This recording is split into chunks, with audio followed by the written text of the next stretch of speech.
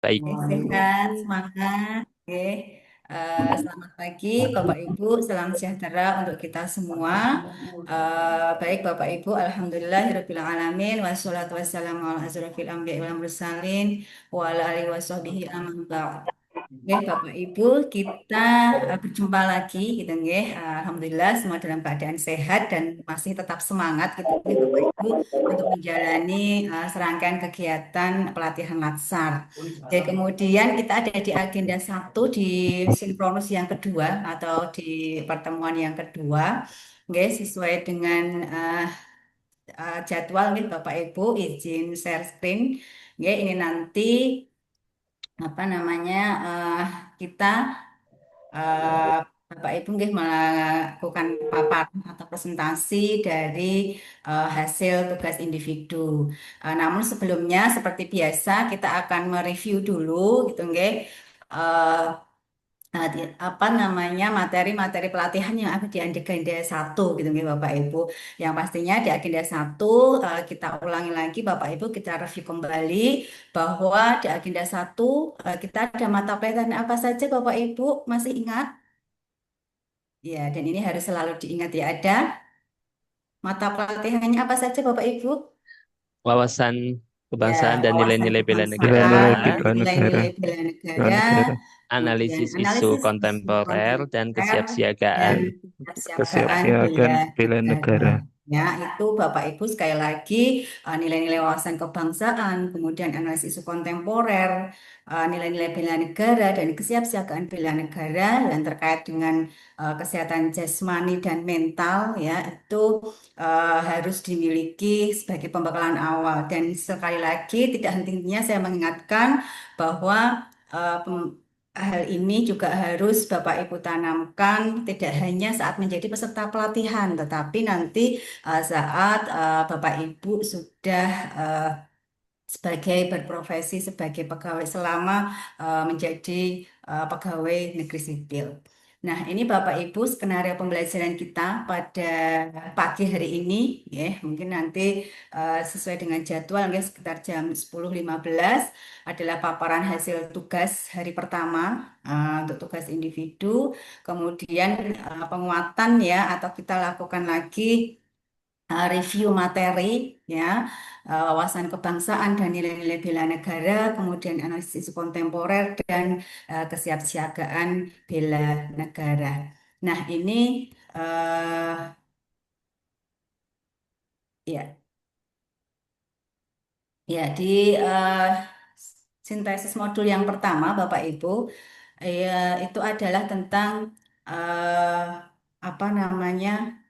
Ya, di sintesis modul yang pertama, ya, kita ulang kembali Bapak Ibu sama saat seperti ya, sama saat seperti kita di sinkronus pertama, ya, bahwa di modul satu Bapak Ibu endingnya atau tujuannya adalah Bapak Ibu memiliki sikap perilaku bela negara. Ini, nah ada tiga. Yang pertama, sikap perilaku bela negara ini adalah tujuan dari mata pelatihan wawasan kebangsaan dan nilai-nilai bela negara. Nah, di wawasan kebangsaan dan nilai-nilai di wawasan kebangsaan sendiri ya, Bapak Ibu telah memahami kemudian teori-teori tentang pengertian wasbang atau wawasan kebangsaan, kemudian konsensus dasar, bendera, bahasa, lambang negara serta lagu kebangsaan. Kemudian di nilai-nilai bela negara yang saat sinkronus pertama gitu ya kita sudah berdiskusi, kita sudah bertanya jawab apa implementasi nilai-nilai bela negara dan kehidupan kita sehari-hari. Di sana ada sejarah ya, sejarah dari bela negara, kemudian ancaman, kewaspadaan dini, pengertian bela negara itu sendiri, nilai dasar bela negara kemarin ada 5 nilai dasar, setiap nilai dasar memiliki beberapa indikator ya. Kemudian ada pembinaan nilai bela negara di lingkungan eh, pekerjaan dan juga ada indikator nilai dasar bela negara yang di sinkronus pertama telah kita diskusikan. Kemudian Bapak Ibu di modul satu Dewasan Kebangsaan dan Nilai-nilai Bela Negara ini juga ada Sankri atau Sistem Administrasi Negara Kesatuan Republik Indonesia, di mana di sana teori-teori atau pemahaman tentang perspektif sejarah negara, makna kesatuan dalam sistem penyelenggaraan negara, bentuk negara ya berdasarkan Undang-Undang Dasar tahun 1945, dan juga ada makna dan pentingnya persatuan dan kesatuan bangsa serta prinsip-prinsip persatuan dan kesatuan bangsa, nasionalisme, kebijakan publik dalam format keputusan atau tindakan administrasi pemerintah, landasan ideal Pancasila, sampai peran ASN ya berdasarkan Undang-Undang Nomor 5 Tahun 2014. Ini adalah sintesis atau rangkuman dari modul yang pertama nih Bapak Ibu, dengan endingnya adalah sikap perilaku bela negara. Kemudian kita sedikit juga mereview Bapak Ibu nih tentang bendera ini ya. Bendera di pasal 1 gitu nggih, bahwa bendera, bahasa dan lambang negara serta lagu kebangsaan Indonesia ini, bangsa Indonesia dalam pasal 36 gitu nggih, Undang-Undang Dasar 1945, bahwa bahasa persatuan yang dikembangkan sesuai dengan dinamika peradaban bangsa yaitu bahasa Indonesia. Kemudian ini juga lambang negara nggih, mengingatkan kita mereview kembali Bapak Ibu, lambang Negara Kesatuan Republik Indonesia berbentuk Garuda Pancasila ini ya. Ini juga sesuai dengan pasal 46 Undang-Undang Nomor 24 Tahun 2009. Kemudian Bapak Ibu, untuk lagu kebangsaan adalah Indonesia Raya yang diubah oleh Wage Rudolf Supratman. Ini juga sudah tercantum di pasal 58 ayat 1 Undang-Undang Nomor 24 Tahun 2009.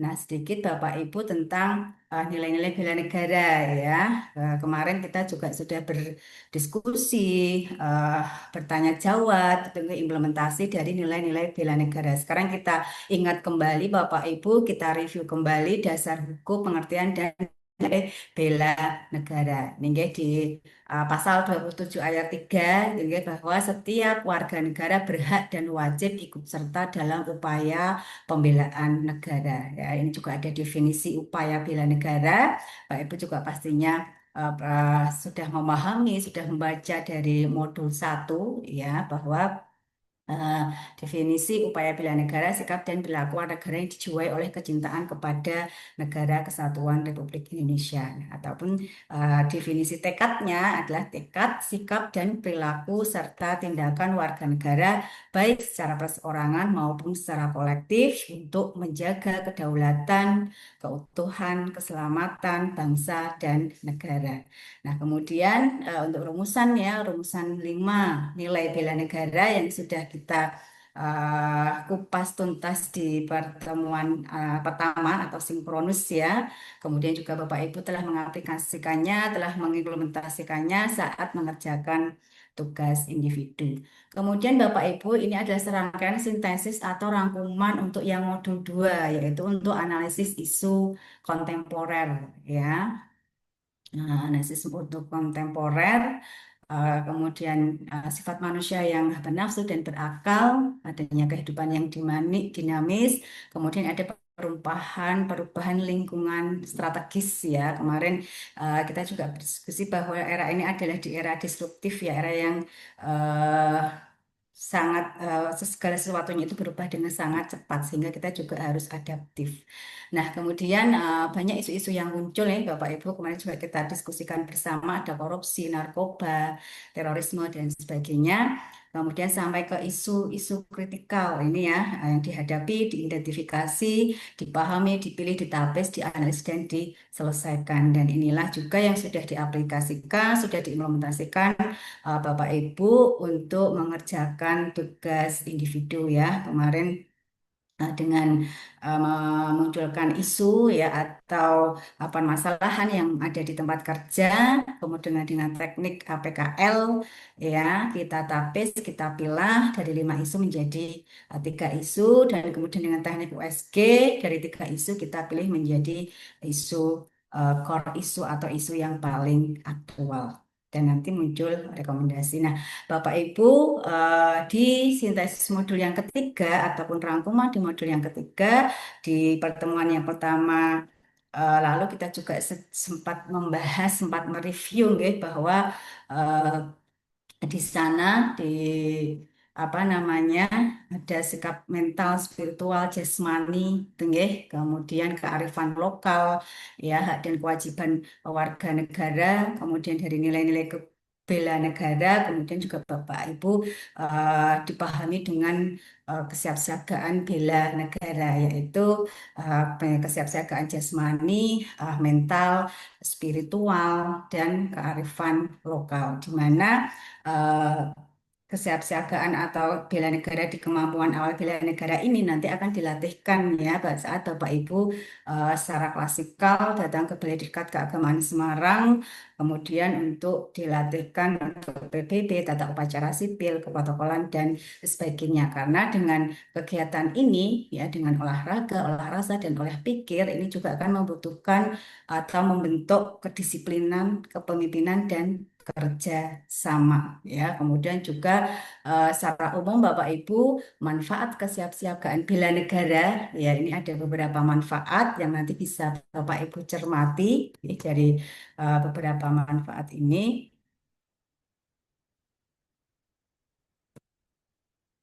Ya, bisa Bapak Ibu cermati, ada membentuk sikap disiplin, ya, disiplin waktu.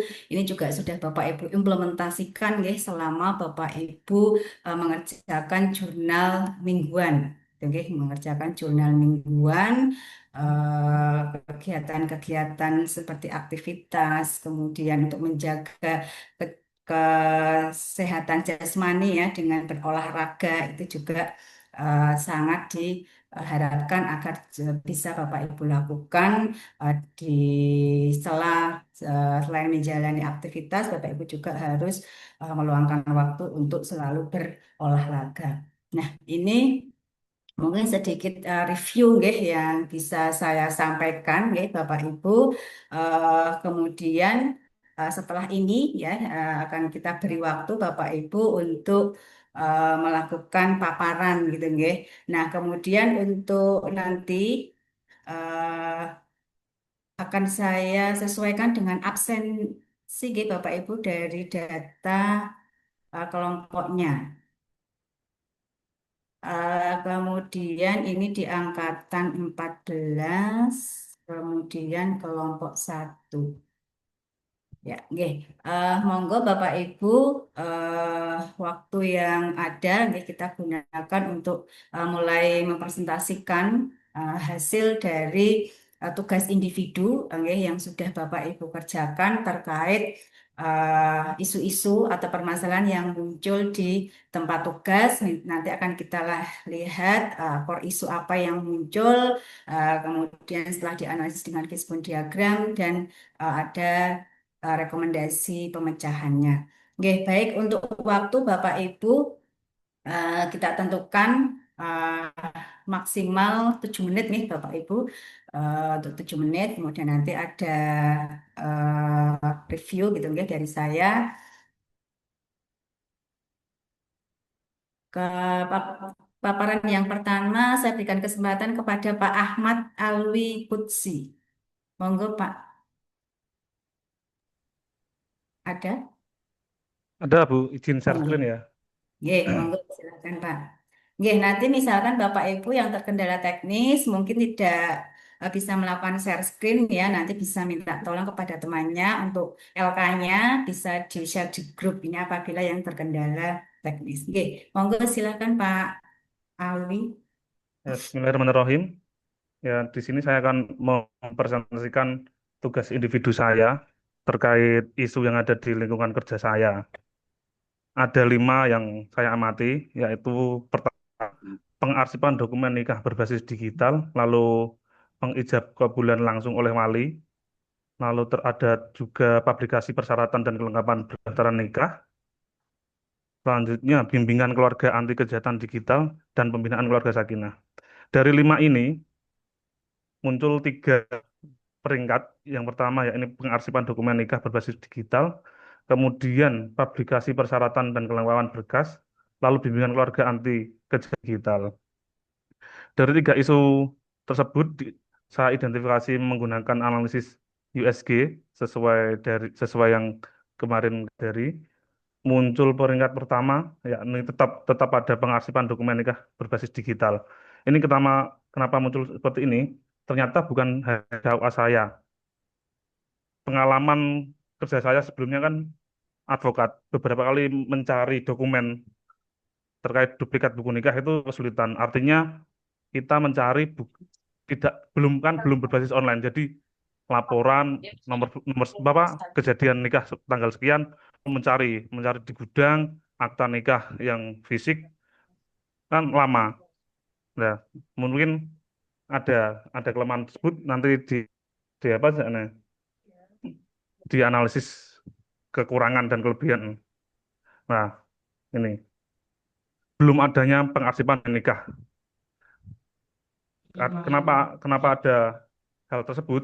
Karena mungkin satu, SDM pegawai di KUA kan kadang cuma apa nggak sebanyak di sekolah atau di satker lain yang lebih besar.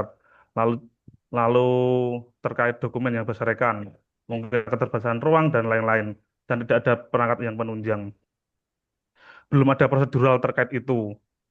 Maksudnya SOP dalam pengarsipan yang selama ini ada kan cuma cuma dikumpulkan sesuai akta nikah dan lain-lain. Jadi mungkin belum ada SOP yang berlaku. Lalu lingkungan kerja yang terlalu santai. Jadi mungkin karena job desk petugas KUA, pegawai KUA itu hanya penyuluh, penghulu, hanya terfokus pada terkait penyuluhan dan ke pernikahan. Jadi terkait kearsipan belum belum begitu ada yang memikirkan hal tersebut mungkin gitu. Nah, gagasan kegiatan yang saya lakukan yakni satu meningkatkan sumber daya manusianya, melakukan pelatihan pengarsipan dan melakukan pengarsipannya, lalu menyusun semua dokumen pernikahan. Artinya dalam dokumen nikah itu ada akta. Nah, dari akta itu kita dikumpulkan sesuai dokumen pernikahan dalam arti tahun ini bulan terus sebarkan di kelompokkan sesuai kelurahan atau desa masing-masing. Jadi ketika ada yang mencari dokumen dalam arti duplikat, kita langsung klik nama apa tahun, terus kelurahan dan lain-lain langsung keluar, nggak perlu ke gudang dan lain-lain. Inti, inti dari apa yang yang saya rasakan seperti itu, Bu. Oke, baik, terima kasih. Ah, sudah cukup nggih Pak Ahmad Alwi Ya, Fiksi. Ini Pak Ahmad Alwi ini penghulu ya Pak ya? ya Calon, penghulu ya calon penghulu. penghulu. Oke, baik. Mungkin sedikit review yang di awal itu ya Pak untuk penyusunan kalimat core isu ya Oke, itu oke. harus diawali dengan kata negatif gitu ya. Nggih. Oke, oke, oke. Belumnya, kurangnya ini nggih, karena ini kan belum muncul nggih. Nah, nanti bisa Oh, ini direvisi. belum ada Ya, pengarsipan dokumen. hanya Oke, oke, belum ada pengarsipan itu kan tidak ada di atas ya Pak ya. oke, Baru oke, muncul saat dianalisis gitu ya. Nah, oke, oke. harusnya memang untuk yang isu-isu yang muncul itu sudah mulai kemarin ya kalau bisa Oke, oke. sempat saya tampilkan juga nih di PowerPoint bahwa untuk penulisan core isu ini langsung menggunakan kata negatif gitu nggih. Jadi dari awal saat di APKL. Nah, misalkan ini nanti sudah diupload di BLC tidak masalah, tidak perlu diupload ulang, namun untuk dokumennya nanti bisa direvisi gitu nggih. Oke, Nah, oke. ini nggih untuk Bapak Ibu semuanya eh, core isu ini nanti sekali lagi saya sampaikan akan menjadi embrio dalam penyusunan rancangan aktualisasi.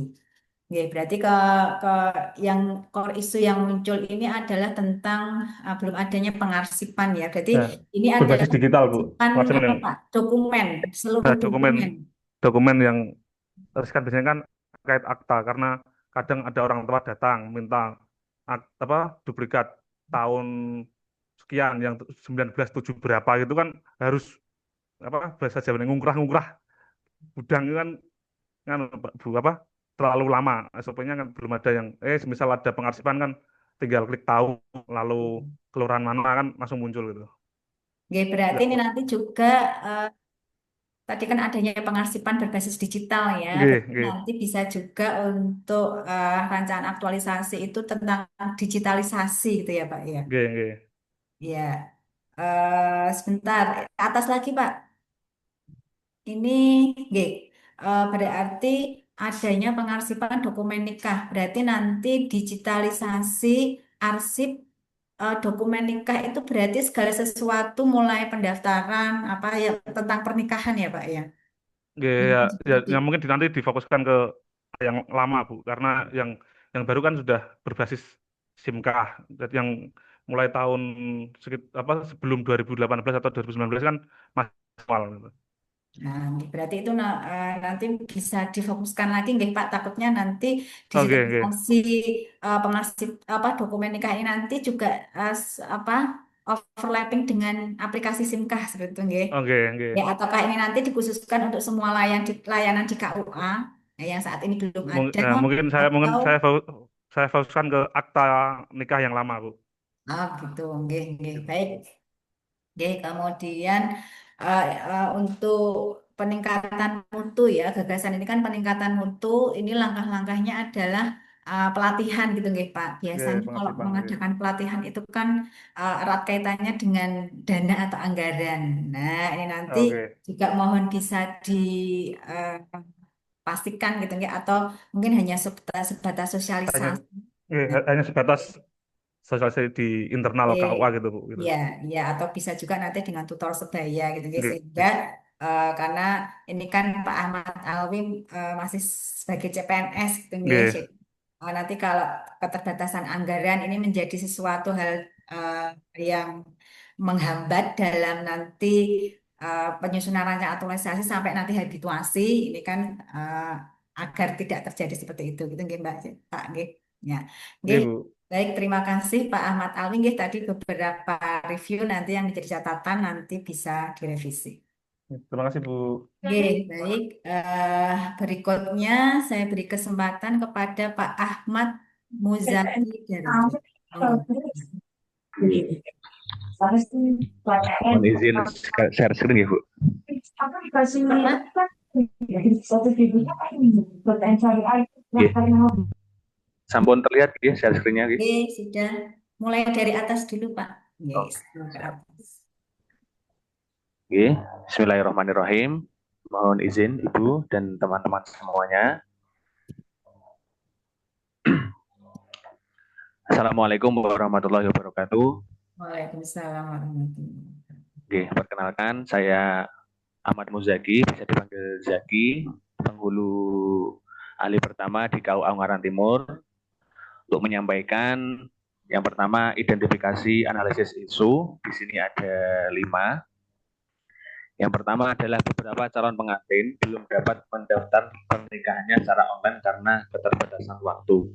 Jadi sebenarnya aplikasi SIMKah itu sudah sangat ramah dengan generasi Gen Z sekarang, gitu. Karena untuk pendaftaran itu gampang, tapi karena mereka itu ada yang kalau di Ungaran Timur itu kan kebanyakan orang itu bekerjanya pabrik, jadi tidak sempat untuk mendaftarkan nikah via online. Itu yang pertama.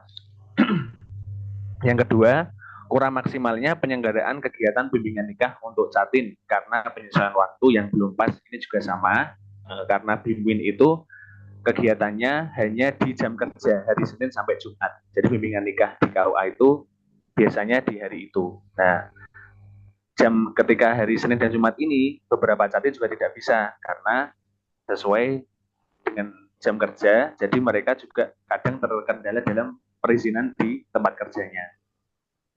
Dan yang ketiga adalah digitalisasi layanan KUA tidak berjalan optimal dikarenakan pegawai belum memiliki literasi digital yang memadai. Jadi yang kami gagas di sini ini menjadi peringkat pertama karena terkadang beberapa itu ketika ada yang mengajukan layanan, contohnya layanan wakaf atau layanan masjid. Nah, itu beberapa persyaratan itu masih gagap-gagap. Nah, jadi gagap-gagap dalam arti persyaratan-persyaratan itu masih simpang siur dan sebagainya. Maka dari itu ketika nanti sudah digitalisasi, itu nanti bisa semua layanan itu dijadikan satu. Jadi layanan KUA yang di dalamnya ada mulai dari pernikahan, wakaf, masjid, dan sebagainya. Dan yang keempat adalah penghulu dituntut tidak hanya mahir dalam hukum Islam, tetapi juga dalam mediasi, public speaking, dan konseling keluarga. Dan yang kelima, adaptasi penghulu dalam memahami adat istiadat lokal di daerah yang masih kuat dengan tradisi. Dengan 5 identifikasi ini, yang menjadi peringkat 1, 2, 3 adalah nomor 3, nomor 4, dan nomor 2. Berikutnya, untuk identifikasi WSG-nya juga sama. Di sini yang mendapatkan peringkat 1 atau ranking 1 adalah digitalisasi layanan KUA tidak berjalan optimal dikarenakan pegawai belum memiliki literasi digital yang memadai. Kesimpulan dari hasil analisis isu ini yang perlu diselesaikan adalah digitalisasi layanan KUA tidak berjalan optimal dikarenakan pegawai belum memiliki literasi digital yang memadai. Selanjutnya untuk diagram fishbone-nya di sini kami menganalisis yang pertama dari SDM sama karena tapi alhamdulillah pada saat ini KUA sudah mulai banyak pegawainya, sudah ada 10 sampai 12. Kalau sebelum saya masuk itu pegawainya hanya 3, 4, yang lainnya honorer dan sebagainya. Terkadang ada yang di kantor, ada yang tidak. Dan alhamdulillah pada kesempatan ini kami sudah banyak, sudah lengkap, sudah 10. Jadi nanti setiap masing-masing sudah punya job desk-nya. Yang ngurus wakaf, yang ngurus wakaf, yang ngurus masjid, dan yang ngurus nikah, ngurus nikah. Yang selanjutnya adalah kurangnya literasi digital dan juga belum familiar dengan aplikasi-aplikasi. Jadi memang sudah ada aplikasi tertentu. Kalau di pernikahan itu ada SIMKA, kalau di wakaf itu ada SIWAK, lalu kalau di masjid itu ada namanya SIMAS. Nah, jadi ini nanti untuk pengenalan aplikasi ini harus disampaikan kepada seluruh pegawai. Selain itu, nanti untuk pelayanan juga kami menggagas salah satu aplikasi yang dimana nanti ketika orang mendaftarkan apa, itu langsung klik ada namanya sistem informasi KUA. Jadi yang di dalamnya ada pendaftaran wakaf, pendaftaran izin masjid, dan juga pendaftaran nikah. Untuk materialnya, perangkat belum memadai, dan aplikasi yang kami gagas ini juga perlu pemeliharaan. Selanjutnya, untuk metodenya, yang pertama kebijakan ini belum menyeluruh. Yang kami ketahui, memang kebijakan ini sesuai tergantung dengan KUA masing-masing. Jadi ada yang sudah ngegas untuk digitalnya, ada juga yang masih manual sesuai dengan aturannya atau bagaimana gitu. Jadi digitalisasi ini memang belum menjadi prioritas utama dalam seluruh kegiatan atau layanan di KUA.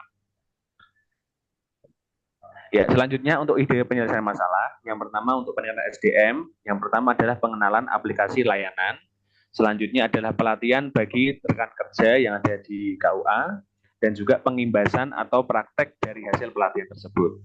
Dan yang kedua adalah pengajuan SOP atau kebijakan, yang pertama berkonsultasi kepada atasan, dan yang kedua pengajuan SOP, dan berikutnya adalah pemaparan SOP digitalisasi. Dan yang ketiga adalah publikasi. Jadi setelah nanti digitalisasi ini sudah menjadi SOP seluruh pegawai KUA,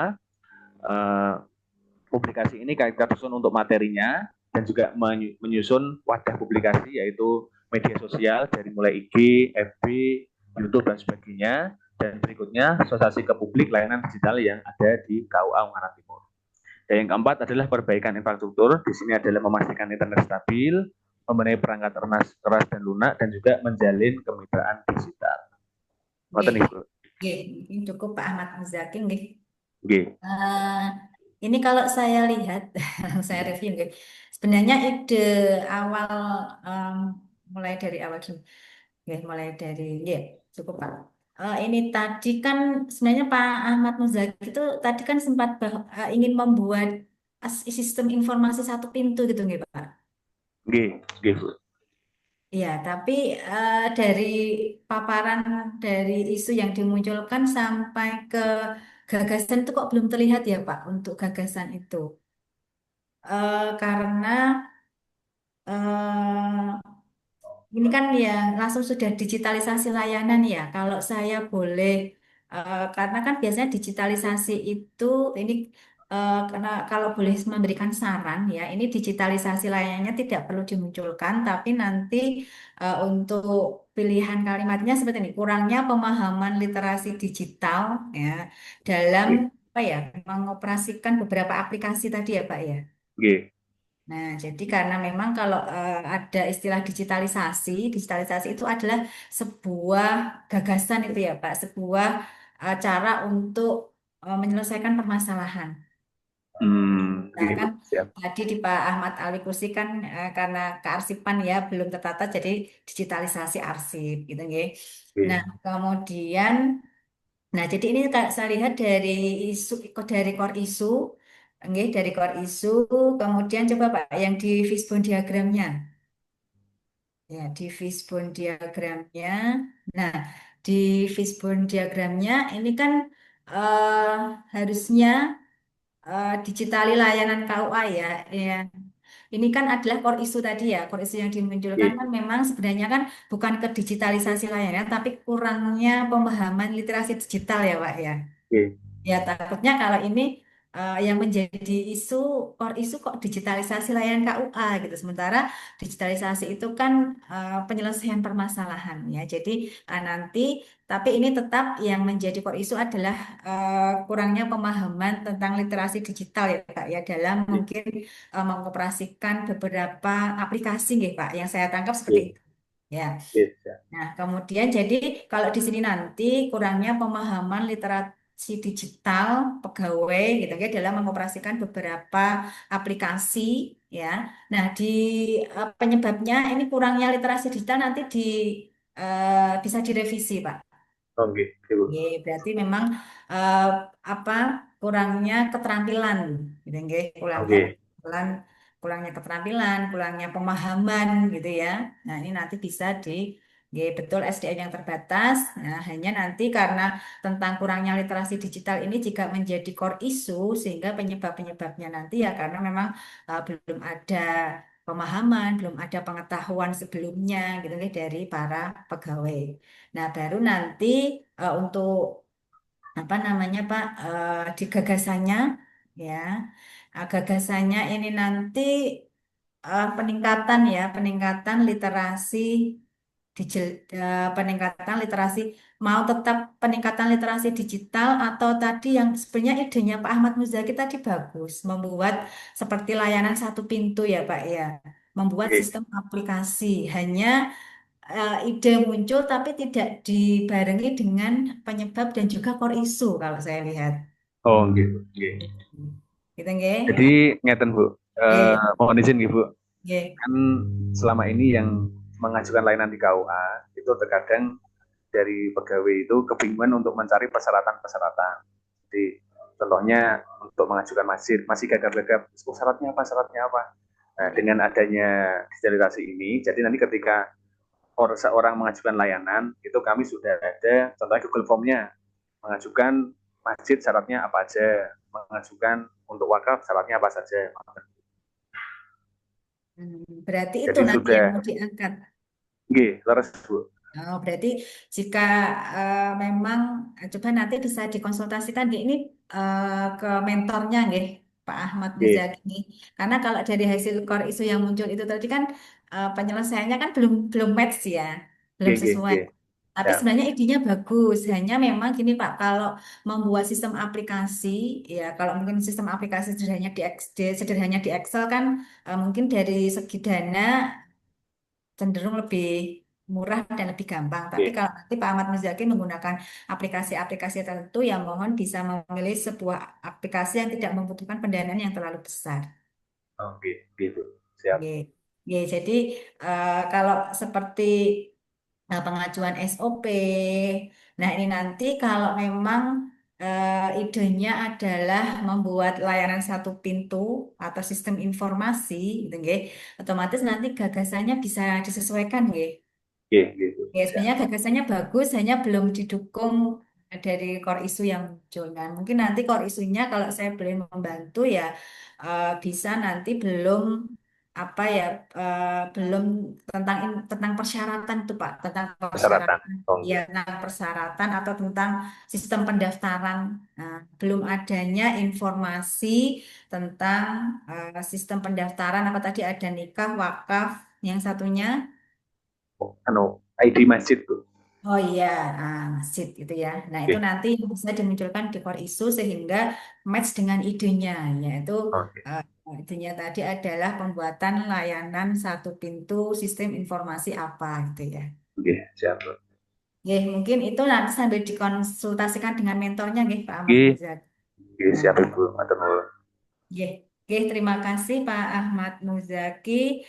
Berikutnya kepada Pak Ahmad Sohibi, monggo dipersilakan. Terima kasih waktunya. Eh, Mohon izin untuk berbagi screen. Oke, silakan.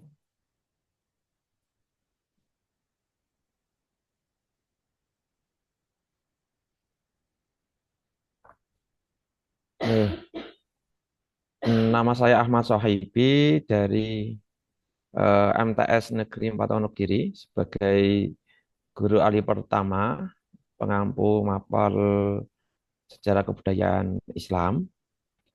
Core isu yang saya amati di lingkungan kerja, yang pertama kegiatan pelatihan atau workshop bagi guru terkadang tidak merata atau kurang relevan dengan kebutuhan. Jadi memang eh, selain kurangnya pelatihan juga terkadang tidak tepat sasaran, tepat dengan kebutuhan. Seringkali seperti itu. Kemudian yang kedua, tidak semua guru punya kompetensi pedagogik dan teknologi yang merata. Karena di madrasah kami kebanyakan itu generasi eh, Y gitu. Jadi belum familiar dengan teknologi yang berkembang saat ini. Kemudian yang ketiga, guru di MTS negeri seringkali harus menangani banyak pekerjaan administratif seperti penulisan rapor digital, pelaporan BOS ataupun dokumentasi akreditasi.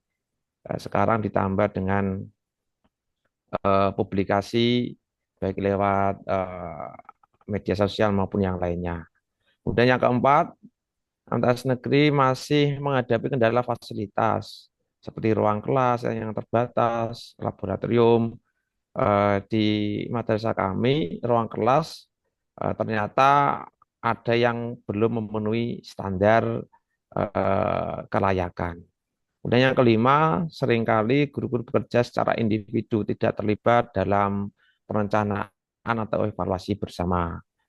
Ini lebih sering pada eh, perkumpulan MGMP sehingga semacam pasrah akan evaluasi yang direncanakan oleh kelompok kerja MGMP begitu.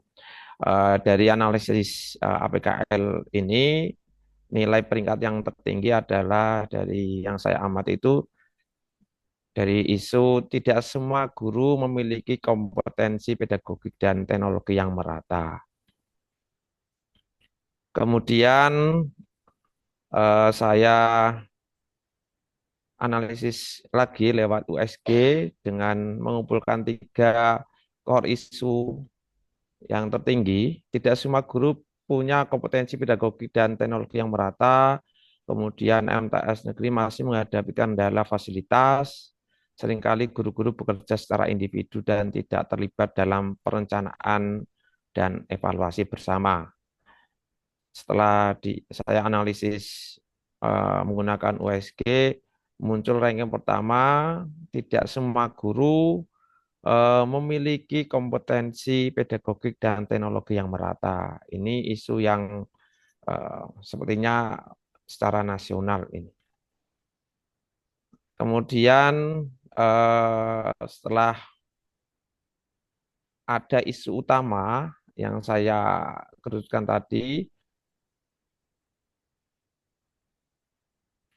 menggunakan diagnosa Fishbone diagram, yakni manusianya sebagian besar guru merupakan generasi X Kemudian guru mengajar tidak sesuai dengan bidangnya, eh, misalkan guru guru bahasa Inggris mengajar seni budaya, guru sejarah, kemudian Islam mengajar Quran hadis dan seterusnya. Guru tidak mendapatkan kesempatan yang sama untuk mengikuti pelatihan yang profesional. Materialnya tidak tersedia alat pendukung yang memadai terkait teknologinya, kekurangan materi soft skill dan pengembangan diri, materi etika digital dan literasi informasi. Metodologi minim praktek penggunaan teknologi, ceramah masih digunakan dominan dalam pembelajaran, kemudian kurangnya pemahaman tentang ragam metode pembelajaran aktif.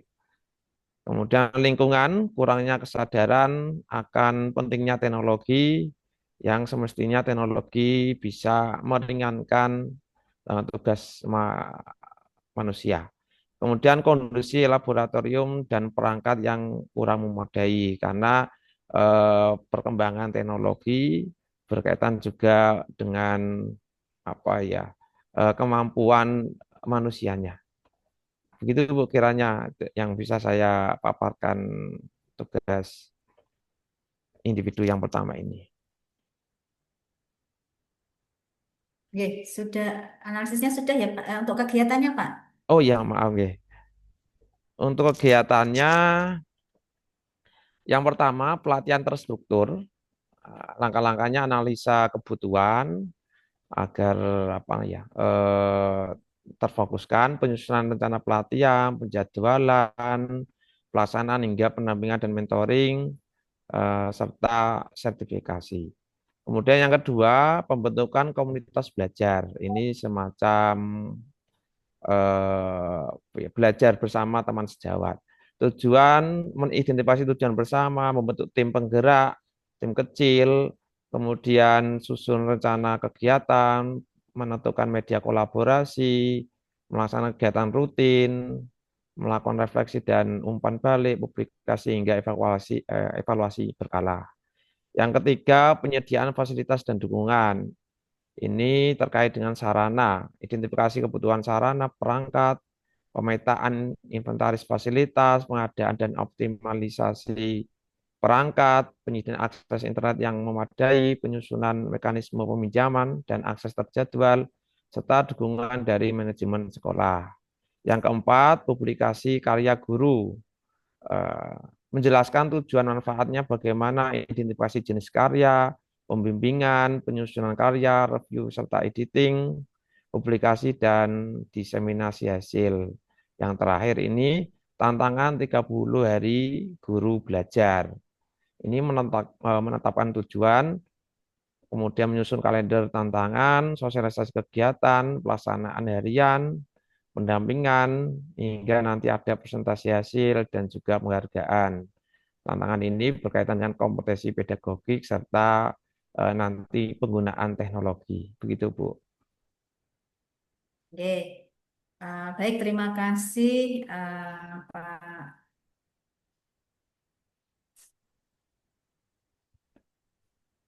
Ahmad Sohibi nggih. Oke, Ini nampaknya Pak dari isu yang dimunculkan ya sudah oke, baik, hanya terlalu sangat luas Pak kalau menurut saya. Nggih.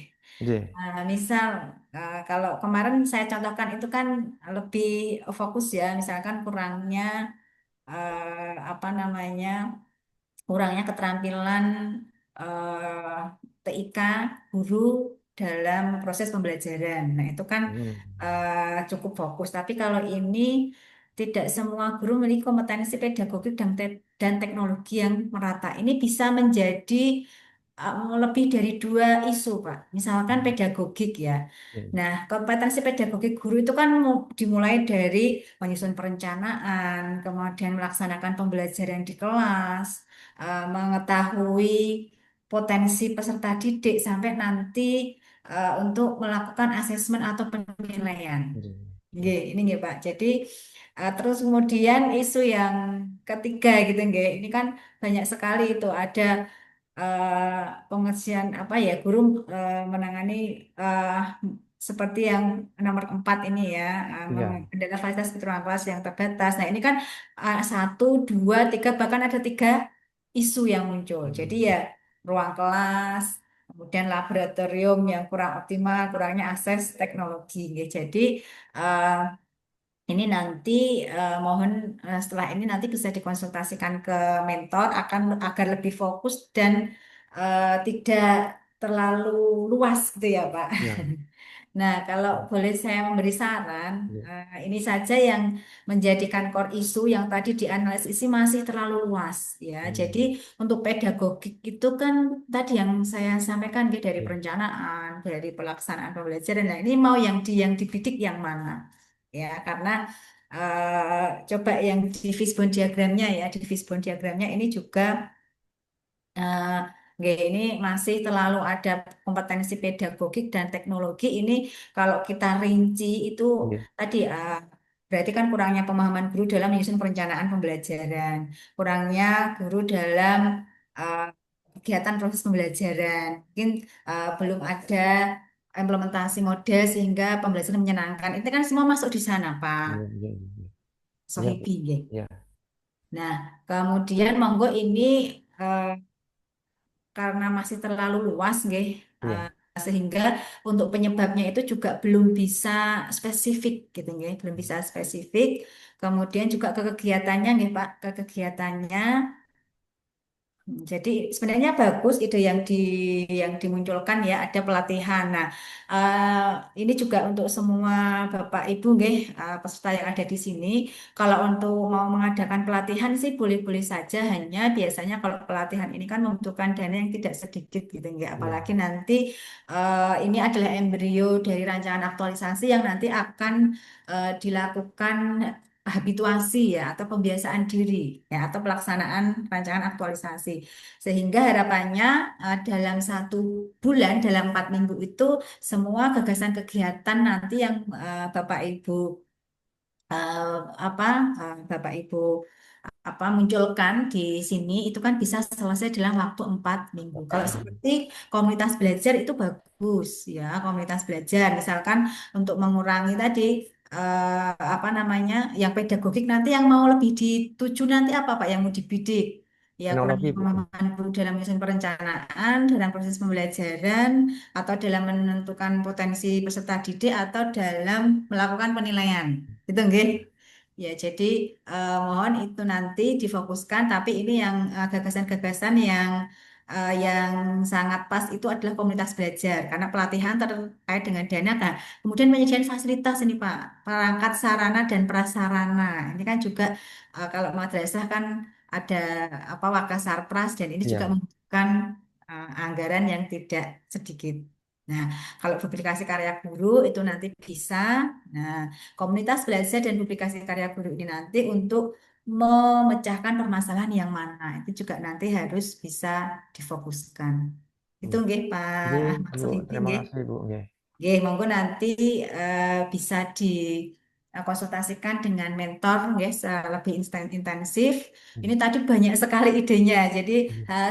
bahkan satu satu kalimat itu bisa menjadi 4 sampai 5 isu atau permasalahan itu Pak nggih. Mohon Nggih. nanti Nggih. bisa lebih spesifik lagi. Tapi Nggih. kalau ini pekerjaan Pak Sohibi mau diupload di PLC, monggo. Nggih. Silahkan, nggih. Yang jelas kalau ini mau dilanjutkan di rancangan aktualisasi itu masih apa namanya memerlukan konsultasi konsultasi eh, dengan mentor. Nggih. Nggih. Mungkin itu Pak Ahmad Sohibi nggih Nggih. beberapa Terima kasih, Bu. Nggih. review dari saya. Oke, baik, monggo bisa stop share dulu Pak Ahmad Sohidi. Nggih. Kemudian berikutnya pada Pak Ahyan Putra. Oke, baik. Terima kasih waktunya, Bu. Izin share. Oke, baik. Apakah sudah terlihat, Bu? Nah, sebentar, mungkin ditunggu dulu sebentar, Pak. Betul, kayaknya masih berproses ini. Oke, sudah, sudah. Ya, baik. Terima kasih. Bismillah. Assalamualaikum warahmatullahi wabarakatuh. Waalaikumsalam Eh, warahmatullahi wabarakatuh. Ya, mohon maaf tadi saya pindah tempat Bu karena Kabupaten Purbalingga akan kedatangan Itjen penilaian WBK, jadi pada Oh, latihan. Nggih. Baik, untuk analisis isu di sini saya mencantumkan 5 terkait isu tentang kehumasan. Yang pertama adalah tidak adanya wadah penyimpanan terpusat hasil dokumentasi kantor, sehingga setiap dokumentasi itu disimpan di satu individu, jadi terpisah-pisah. Kemudian yang kedua adalah pembagian tugas masing-masing individu yang belum dijalankan secara maksimal sehingga masih miscommunication ataupun tidak ada yang memegang sama sekali ya untuk dokumentasinya. Kemudian yang ketiga itu minimnya anggota tim yang memiliki kemampuan di bidang kehumasan, kepenulisan, desain grafis maupun editing video. Sebelumnya saya menyampaikan kalau di Kabupaten Purbalingga itu ada tim kreatif, sehingga tim humas itu dibantu oleh tim kreatif, sehingga di sini masih minim untuk di bidang kehumasannya. Kemudian yang keempat adalah belum ada SOP kehumasan yang resmi untuk mengatur terkait dengan teknis peliputan, editing, hingga publikasi atau persetujuan pimpinan. Karena semua yang akan dipublikasi harus melalui pimpinan. Kemudian yang kelima adalah minimnya kemampuan dalam menganalisis konten di media sosial. Karena selama ini konten-konten yang kita publikasikan tidak ada tim ataupun yang menganalisis lebih lanjut apakah konten tersebut jangkauannya luas atau tidak. Nah, dari 5 ini, saya dan sudah berkoordinasi dengan partner saya, senior humas di Kemenak Purbalingga, akhirnya terpilih 3 prioritas. Yang pertama adalah belum adanya SOP yang diresmikan. Kemudian yang kedua adalah minimnya kemampuan menganalisis media sosial. Dan yang ketiga adalah minimnya kemampuan di bidang kehumasan. Dari 3 ini kemudian dianalisis menggunakan identifikasi USG. Di sini ternyata karena beberapa waktu yang lalu juga sudah melakukan rapat koordinasi dengan pimpinan, dan pimpinan memang menghendaki untuk segera menyusun SOP kehumasan. Sehingga dalam hal ini saya di sini prioritas utama urgensinya terpilihlah yang satu adalah belum adanya SOP kehumasan yang mengatur teknis peliputan, editing hingga publikasi serta persetujuan pimpinan. Dari ini kemudian dianalisis penyebabnya menggunakan diagram fishbone. Mohon maaf diagramnya seperti ini, Bu. nggak apa-apa. Ya, dari orangnya sendiri, karena memang selama ini sebenarnya SOP itu sudah dari Humas Senior, sudah membuat rancangannya, sudah ada, tetapi belum diresmikan. Di situ karena kurangnya pemahaman staf humas terkait dengan pentingnya SOP, kemudian pelatihan SOP, penyusunan SOP juga belum ada sehingga staf bingung mau menyusun dari mana. Kemudian keterbatasan jumlah SDM karena di sini humasnya satu, walaupun tim kreatifnya banyak, tetapi kan tanggung jawab utama di humasnya. Kemudian dari segi materialnya itu referensinya minim terkait dengan SOP kehumasan. Kemudian dokumentasinya juga yang sebelum-sebelumnya juga belum ada. Kemudian dari metodenya, langkah-langkahnya di sini tidak ada panduannya untuk penyusunan SOP. Kemudian kalau lingkungannya, dinamika organisasi yang cepat berubah. Jadi ceritanya dulu di tahun 2020-an itu sudah mulai ada draft SOP, tetapi pergantian kepemimpinan sehingga pernah diajukan tetapi stagnan tidak sampai diresmikan. Tidak ada review dari pimpinan. Nah, sehingga harapannya dari senior itu saya mengambil ini untuk ditindaklanjuti dari awal disusun ulang, kemudian sampai ke pimpinan karena mentornya adalah pimpinan langsung, harapannya jadi SOP-nya segera diterbitkan. Nah, dari situ ternyata penyebabnya memang secara yang di semua ini paling banyak memang SDM-nya itu kebingungan bagaimana cara mengawali menyusunnya, kemudian setelah udah disusun apa langkah selanjutnya. Sehingga di sini gagasannya ini gagasan ideal Bu, mohon maaf. Ini gagasan ideal dari tadi kan sempat yang minim biaya atau hal-hal yang kita mampu selama 4 pekan. Dan ini idealnya penyusunan SOP saya cari tahu seperti ini. Jadi mungkin nanti saya perbaiki lagi. Jadi ada membentuk tim. Sedangkan ini kan tugasnya saya, Ibu, nggih. Paling nanti nanti komunikasi dengan senior saya terkait dengan penyusunan SOP. Kemudian studi banding paling nanti saya berarti chattingan atau menghubungi humas-humas di instansi lain dan identifikasi atau proses kerjanya maksudnya untuk rancangan awalnya untuk membentuk draft SOP ini kan di sini saya menulisnya workshop nggih idealnya. Tapi berarti nanti kemungkinan saya menyusun draftnya saya sendiri kemudian nanti saya konsultasikan kepada partner kerja senior kehumasan dan untuk uji publiknya ini berarti kemungkinan untuk 1 pekan kita menerapkan SOP-nya. Apakah misalnya SOP-nya 2 jam setelah acara harus publish hasilnya. Nah, itu kita coba coba diatur sedemikian di mana SOP-nya yang mengatur itu apakah berjalan atau tidak hingga penerapan di lapangan dan akhirnya finalisasi konsultasi kepimpinan diresmikan. Kurang Oke. lebih seperti itu, Bu. Oke. Jadi memang di tempat saya yang urgensi untuk kehumasan adalah terkait dengan penyusunan SOP. Oke, baik. Demikian, Bu. Terima kasih. Gagasan ide saja, Pak. Gagasan. Oke. Nah, ini adalah tadi karena memang eh, yang dibutuhkan ya, yang dibutuhkan adalah tentang SOP apa ini, Pak? Di SOP kehumasan. kehumasan. Jadi yang mengatur semuanya dari alur mulai pertama liputan, kemudian nanti editing, Jadi, publikasi. ya itu kan memang menjadi job desk ya dari fungsional kehumasan ya, Pak ya. Jadi ada berapa macam SOP tadi? 5 atau berapa tadi ya, Pak ya? Kalau SOP ya berarti liputan, mulai dari liputan, editing, publikasi sampai mengajukan ke pimpinan. Karena ACC pimpinannya itu yang biasanya lama. Hmm, berarti untuk kehumasan itu hanya satu meliputi editing itu, Pak. Iya. SOP, nggih.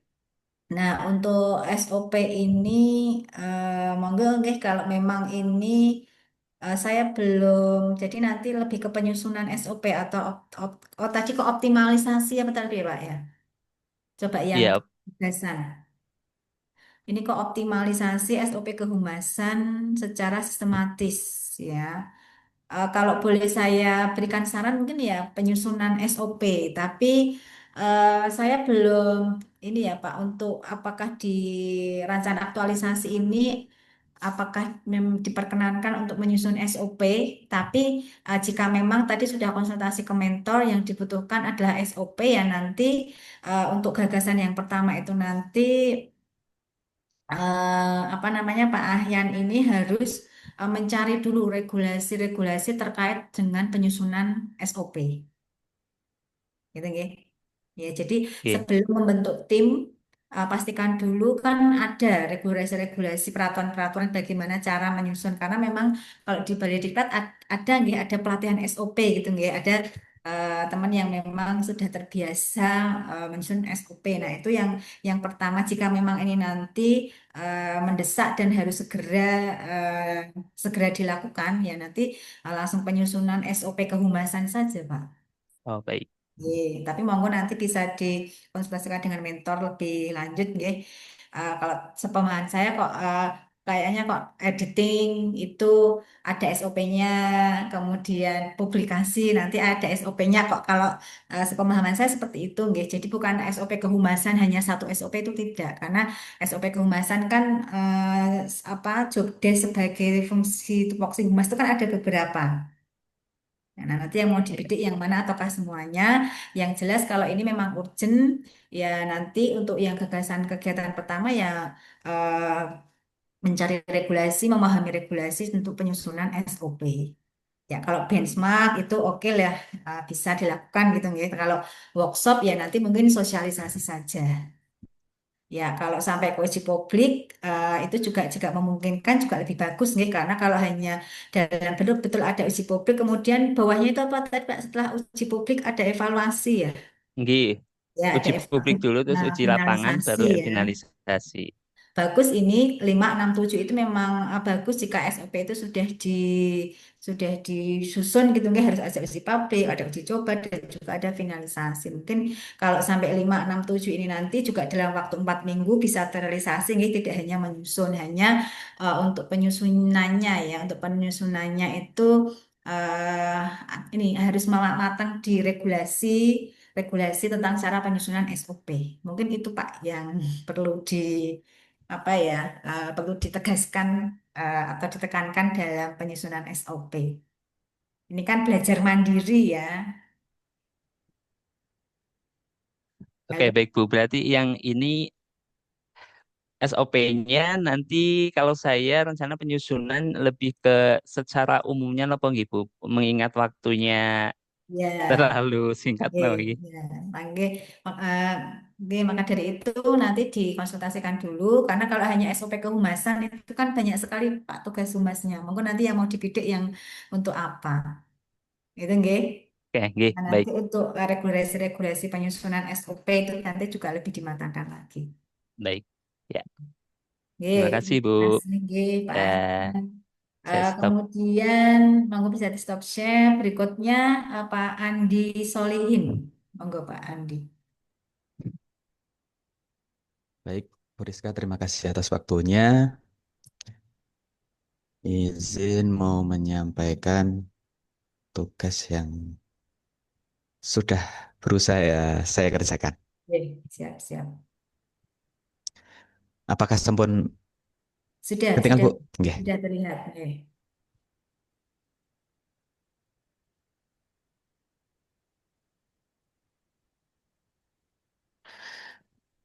Baik, Bu. Di sini saya akan menjelaskan beberapa kasus yang saya temui di KUA kami.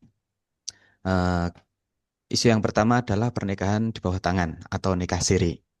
Hmm. Kemudian yang kedua pernikahan di bawah umur. Yang ketiga kasus wali nasab.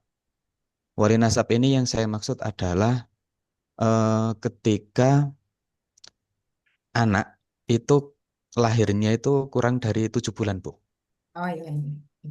Nah, kemudian kekeliruan data administrasi yang nomor 5 adalah kurangnya kemampuan digital. Setelah saya identifikasi, saya analisis memakai metode APKL. Di sini pernikahan di bawah tangan yang aktualnya itu saya beri poin 4, yang problematiknya saya kasih poin 5, kemudian ke kekhalayakannya 4, dan yang kelayakannya juga 4. Kemudian pernikahan di bawah umurnya ini aktualnya 5, problematiknya 5, kekhalayakan 4, dan kelayakannya 4. Kemudian kasus wali nasab yang anak lahir kurang dari 7 bulan itu aktualnya 4, problematik 4, kekhalayakan 4, kemudian kelayakan di sini cuma 3. Yang kekeluaran data administrasi ini aktualnya 5, kemudian yang problematik 3, yang kekhalayakan 4, dan yang kelayakannya 4. Kelayakannya 3, sorry. Kemudian yang terakhir kurangnya kemampuan digital itu aktualnya 3, problematik 4, kekhalayakan 3, dan kelayakannya 4. Oke, Setelah monggo. saya eh, analisis lewat metode APKL ini, kemudian saya juga menggunakan analisis USG, itu peringkatnya sama-sama yang menduduki peringkat pertama adalah pernikahan di bawah umur di sini, Bu. Oke, lanjut di Fishbone-nya.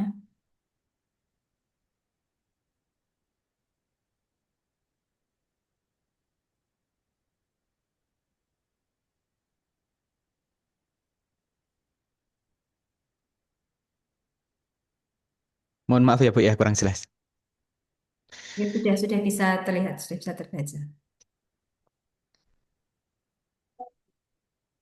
Di dalam diagram fishbone-nya ini jadi setelah saya coret-coret di situ, eh, dari keempat item yang ada di situ, jadi di manpowernya, di manusianya, itu di sana kurangnya penyuluhan sama rendahnya literasi hukum. Kurangnya penyuluhan di sini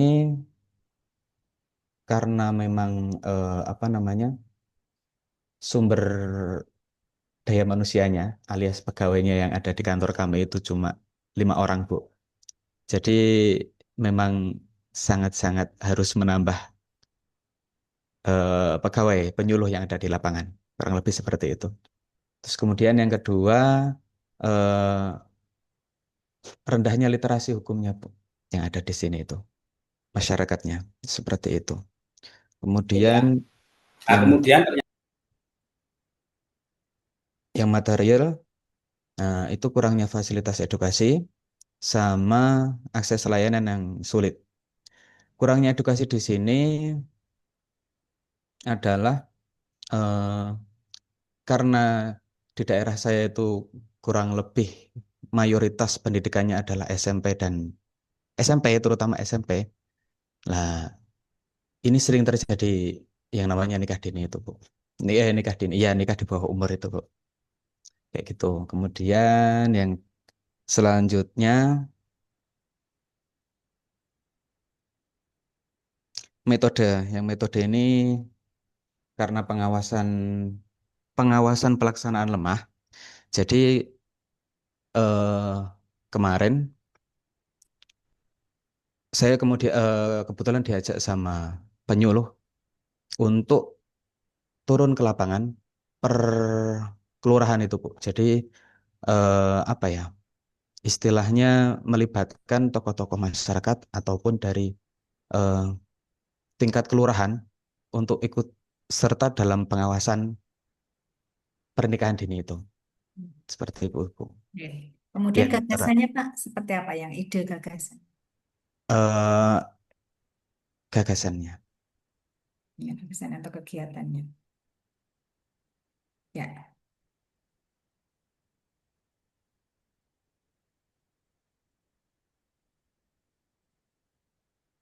Berarti ini, Bu. Jadi gagasan kegiatan yang pertama tentang pernikahan di bawah tangan atau nikah siri. Jadi langkah-langkahnya tetap ada sosialisasi, hukum, berdampak nikah sirinya seperti apa. Kemudian kebetulan juga itu juga lagi ada program gerakan sadar pencatatan pernikahan seperti itu, Bu. Kemudian penegakan hukum terhadap praktek nikah siri oleh pihak berwenang dalam artian kami dari KUA kemarin juga sangat-sangat memfasilitasi kayak gitu. Kemudian yang pernikahan di bawah umurnya ini edukasinya undang-undang perkawinan melalui sekolah atau pengajian-pengajian atau mungkin eh, dari apa namanya media sosial tentang pentingnya atau bahaya nikah di bawah umur atau nikah dini itu. Kemudian dari kami, dari pengawasan pihak KUA mungkin sama dinas terkait, eh, ketika banyak terjadi kasus yang seperti itu, mungkin mulai diberlakukan lagi, apa namanya, persyaratan untuk lebih lanjut dan kemudian adanya penolakan pernikahan itu, Bu. Seperti itu.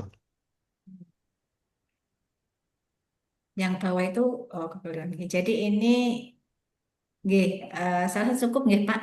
Oke. Nah, langsung ya di sini saja di gagasan yang cukup ada. Nah, ini tadi kan yang menjadi core issue yang pernikahan di bawah umur ya Pak ya. Ini kan jaringan itu ide di semua isu yang muncul ya Pak ya di Oke. gagasannya ya Pak ya. Ya. Iya, Bu. Ya, hanya nanti karena core isu tadi nggih, core isu yang muncul yang harus segera ditangani, harus segera selesaikan adalah kepernikahan di bawah umur ya Pak ya. Jadi nanti eh, saat nanti nggih kalau mau ke ide atau rancangan aktualisasi cukup nanti difokuskan satu saja Pak, yaitu untuk mengatasi permasalahan pernikahan di bawah umur. Gitu nggih. Oh iya, Bu. Nggih, Ya, nggih, nanti nggih, nggih. langkah-langkahnya tadi bisa bagus ada edukasi, ada kerjasama dengan instansi terkait ya. Kemudian ada penyuluhan kesehatan reproduksi. Nah, nanti penyuluhan kesehatan reproduksi ini kan juga bisa bekerja sama gitu dengan dinas kesehatan ya. Nanti langsung dan juga dengan penyuluh ya itu juga bisa dilakukan. Oke, oke. Kemudian nanti untuk atas tadi Pak, judul gagasannya tadi apa Pak? Coba, Pak. Yang atas sendiri, Bu. Apa di Oh sini? iya. Oh, belum. Jadi misalkan ini nggih, stop ini aja Pak. Jadi misalkan memang yang jadi core isu ini adalah maraknya pernikahan dini atau pernikahan di bawah usia yang dipersyaratkan ya. Nanti untuk gagasan isu ya mungkin ada apa tadi edukasi kepada remaja atau tadi ya kepada Oke. apa yang dibidik nanti biasanya kan ada pasangan usia subur atau ada remaja ya yang nanti apa namanya untuk menekan angka pernikahan dini. Nggih. Nah, jadi nanti bisa melakukan edukasi itu nanti bisa menjadi sebuah solusi. Nah, nanti langkah-langkahnya nanti bisa bekerja sama dengan instansi terkait, kemudian membuat pamflet tadi ya. Saat nanti penyuluhan ada juga diputarkan video tentang kesehatan reproduktif dan sebagainya. Mungkin nanti lebih itu Pak, jika memang core isu yang perlu segera ditangani adalah tentang pernikahan di bawah usia yang dipersyaratkan. Mungkin Iya. itu sedikit review dari saya. Terima kasih, Bu. Terima Nggih, kasih, Bu. nggih, Pak Andi, sorry. Nggih. Baik, terima kasih Pak Andi. Monggo bisa di stop share. Kemudian berikutnya saya beri kesempatan Pak Andri Suryono. Oke, Ibu, terima kasih atas waktunya. Izin share screen ya, Bu. Nggih, nggih, monggo.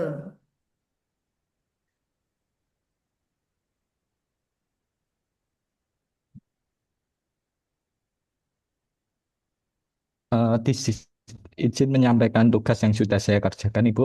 Saya Andri Suryono, sebagai jabatan sebagai Pranata Komputer Ahli Pertama di MAN 1 Kulon Progo. Di sini saya akan menyampaikan isu kontemporer yang ada di MAN 1 Kulon Progo. Saya menemukan 5 isu. Yang pertama ada yang terkait dengan Pranata Komputer. Yang pertama yaitu sistem survei kepuasan masyarakat masih manual dan belum terintegrasi. Kemudian yang kedua adalah proses administrasi untuk absensi siswa masih manual atau belum adanya sistem absensi berbasis digital. Kemudian yang ketiga, pengarsipan dokumen masih manual menggunakan Excel dan belum berbasis sistem atau aplikasi digital.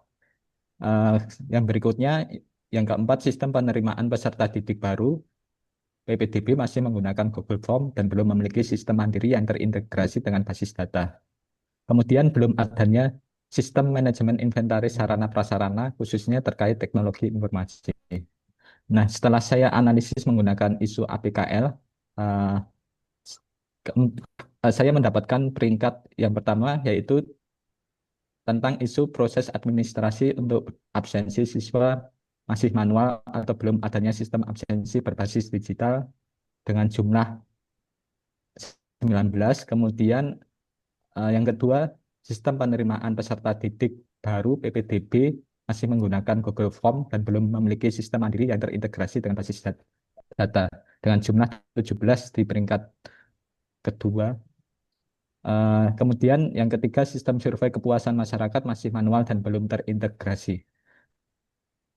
Kemudian setelah itu saya analisis menggunakan isu USG, mendapatkan peringkat yang pertama itu sama di proses administrasi untuk absensi siswa yang masih manual atau belum adanya sistem absensi berbasis digital. Kemudian setelah itu saya analisis menggunakan analisis Fishbone. Mohon maaf Ibu karena ini panjang-panjang untuk diagramnya saya tidak gambarkan. Saya cantumkan di sini. Yang pertama eh, untuk man-nya atau manusianya SDM, yaitu tidak ada tim atau personel yang ditugaskan secara khusus untuk merancang atau mengembangkan sistem absensi. Karena eh, Pranata komputer sebelumnya tidak ada di sekolah MAN 1 ini, Bu. Kemudian SDM belum memiliki kompetensi dalam pengembangan atau pengelolaan sistem informasi. Kemudian kurangnya inisiatif dari guru atau pegawai untuk mengusulkan digitalisasi absensi siswa.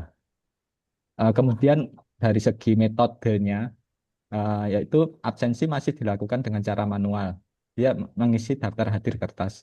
Kemudian belum adanya perencanaan atau roadmap digitalisasi layanan administrasi. Kemudian madrasah belum melakukan analisis kebutuhan atau studi kelayakan untuk membangun atau mengadopsi sistem absensi digital. Kemudian untuk sarana atau infrastrukturnya, yaitu masalahnya ada di tidak tersedianya aplikasi absensi tersebut. Kemudian sama belum tersedianya server lokal untuk sistem absensinya.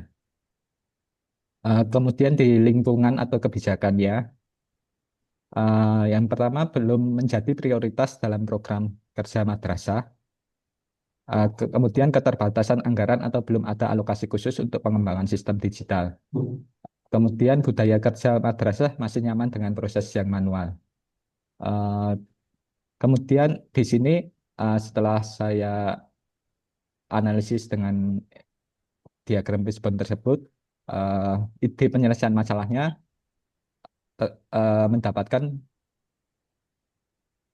yaitu tersedianya sistem absensi digital yang terintegrasi untuk mendukung administrasi kehadiran siswa secara efektif, efisien, dan real time. Kemudian saya buat gagasan kegiatan. Gagasan kegiatan yang pertama dimulai dari analisis kebutuhan sistem absensi tersebut dengan langkah-langkah mengidentifikasi pengguna siswa, TU, wali kelas, atau admin. Kemudian yang kedua menentukan fitur yang dibutuhkan, melakukan studi terhadap sistem absensi lain, benchmarking. Eh, Gagasan kegiatan yang kedua yaitu perancangan sistem. Di sini langkah-langkah yang saya buat yaitu menyusun alur kerja sistem, flowchart atau DFD, kemudian mendesain struktur database-nya, kemudian mengajukan proposal kepada kepala madrasah atau komitenya. Kemudian gagasan yang ketiga yaitu berlanjut ke pengembangan sistem, development. Dari mulai menentukan tool atau teknologi yang digunakan, kemudian memulai pembuatan sistem berdasarkan rancangan, kemudian menyiapkan servernya. Setelah selesai, kemudian uji coba dan validasi testing. Dimulai dari melakukan uji coba sistem, beta tes kepada guru dan siswa untuk simulasi, proses absensi selama beberapa hari, kemudian mengidentifikasi dan memperbaiki bug atau error. Selanjutnya, setelah selesai diuji coba, langkah gagasan selanjutnya yaitu mengimplementasikan sistem absensi digital tersebut. Yaitu sistem sudah mulai bisa digunakan secara Langsung resmi, dievaluasi aja Pak, langsung di evaluasi. evaluasi dan pemeliharaan mengumpulkan umpan balik dari pengguna, yaitu kemudian melakukan evaluasi berkala, kemudian selanjutnya memperbaiki dan mengembangkan fitur tambahan jika dibutuhkan. Terima kasih, Bu. Oke. Oke, cukup di sini di ini saja Pak yang gagasannya saja Pak. Oke. Tadi Oke. yang di apa isu core isunya tadi memang anu ya Pak, absensi siswa ya. Oke, Bu. Jadi absensi siswa itu dilakukan kapan Pak? Saat di kelas. Selama ini di kelas jadi dari guru yang absensi gitu, Bu. Berarti nanti kalau sudah ada sistem itu nanti apa? Bentuknya apa nanti siswanya? Siswanya karena di sini siswa-siswa boleh menggunakan HP, nanti bisa dibuatkan Oh, langsung aplikasi HP. dari HP gitu. Oke, jika memang itu dirasa sangat dibutuhkan, nah kemudian Pak dibutuhkan ya nanti monggo bisa dikonsultasikan dengan mentor. Oke. Kemudian ini lebih ke siswa ya. Sebenarnya tadi dari isu itu lebih banyak yang kehalayakannya tadi ya, kehalayakannya tadi seperti kepuasan ya. Tapi kalau memang Oke. eh, kayaknya tadi ada survei kepuasan ya. Ah, kalau survei kepuasan ini kan mungkin manfaatnya kan untuk madrasah ya, untuk madrasah dan juga nanti untuk marketing madrasah dan sebagainya. Namun monggo nanti bisa dikonsultasikan lagi eh, Oke. ada mentor gitu nggih. Dari Nggih. isu-isu ini memang yang harus segera dicarikan solusinya yang mana.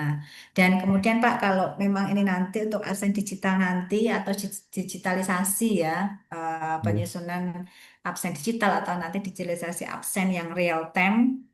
Nah, ini kan tadi ada permohonan proposal Pak, coba yang digagasan. Nah, permohonan proposal ini nanti mohon juga diperhatikan waktunya. Proposal kan berarti memang ini butuh pendanaan gitu Pak, kalau saya lihatnya. Oh iya Bu. Nah, apakah dalam waktu 4 minggu atau 1 bulan ini, kalau mengajukan proposal itu sudah bisa cair atau belum atau seperti apa? Jadi jangan Oh sampai gitu. nanti kegiatan habituasi itu terkendala dengan teknis-teknis seperti proposal, apa, pendanaan dan sebagainya. Itu saja sih saran dan masukan dari Ya. saya. Kalau untuk gagasan kegiatan sudah cukup inovatif ya, karena ini adalah benar-benar tugas dari Prakom ya, dari Pranata Komputer. Namun, Eh, eh, Ibu kalau boleh izin bertanya? nggih, monggo Bu, monggo. Eh, Terkait ini kan mungkin untuk waktu isu yang saya angkat ini, semisal dijadikan sebagai habituasi nanti, itu berarti ini perlu istilahnya dipikirkan dulu ya Bu, Iya, apakah pengerjaannya iya, itu cukup untuk waktu iya. tersebut gitu ya Bu? Nah, karena ada Oh, proposal, kemudian ini ada pendanaan ya Pak, pastinya kayak membuat sebuah nggih, sistem itu ya Pak ya. nggih. Ya, Tapi semisal ini yang saya kumpulkan tugas, tapi tidak untuk masalah, evaluasi tidak dan masalah. lain-lain nanti berubah berbeda gitu, nggak Nggak masalah ya Bu? masalah. Ya, ini nanti yang dijadikan tugas tidak apa-apa. Tapi kalau untuk aktualisasi nanti bisa dikonsultasikan lagi secara intensif pada mentor. Oh siap Bu, terima kasih Bu. Oke, itu nggih beberapa saran dan masukan. Oke, yang jelas kan sudah punya gambaran bagaimana cara mendapatkan isu dan apa namanya eh, melakukan analisis isu seperti itu. Itu Nggih, nggih. nggih, Bu, terima kasih Pak Bu. Andri, nggih, terima kasih Pak Andri.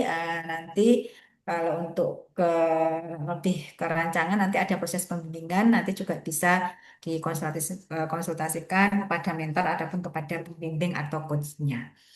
Nggih, terima Nggih, Bu. kasih Pak Andris. Paling tidak sudah mendapatkan gambaran, nggih. Kemudian berikutnya kepada eh, Bu Aulia Hoirotur Rizki. Monggo, dipersilahkan. Hmm. Baik, Bu. Terima kasih waktunya. Mau izin share screen.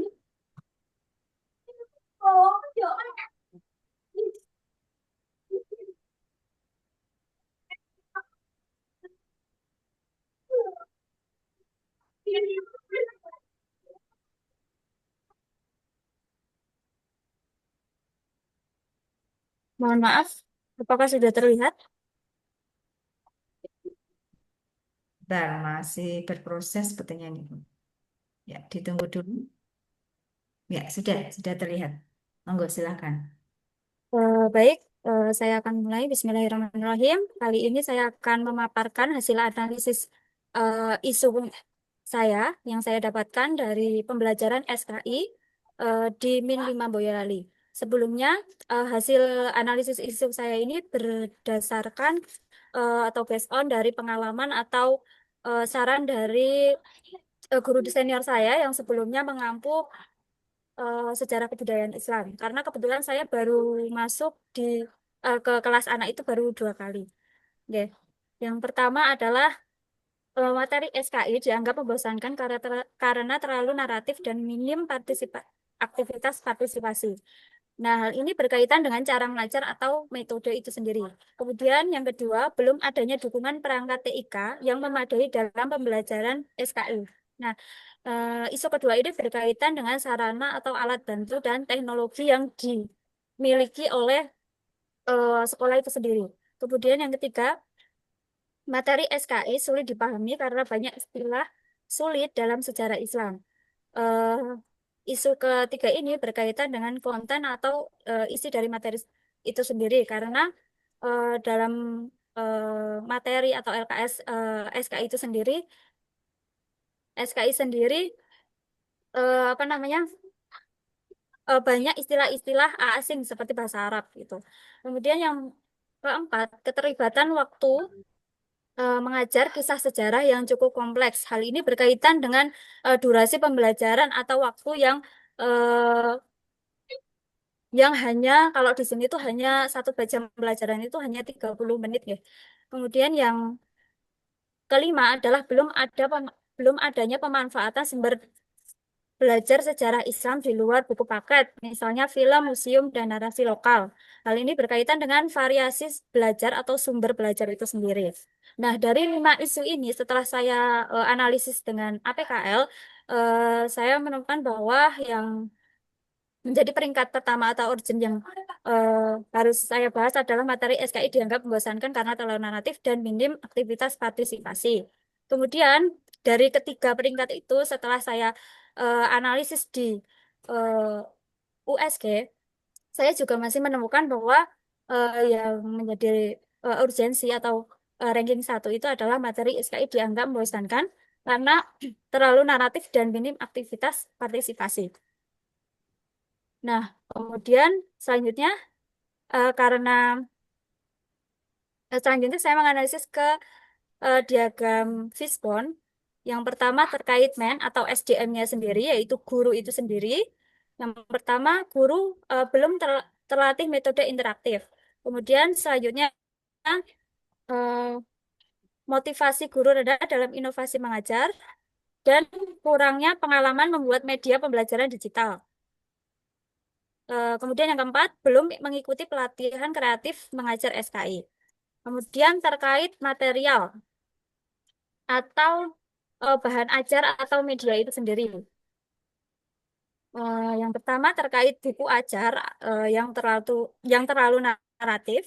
Kemudian belum banyaknya tersedia lembar kerja siswa atau LKS berbasis aktivitas.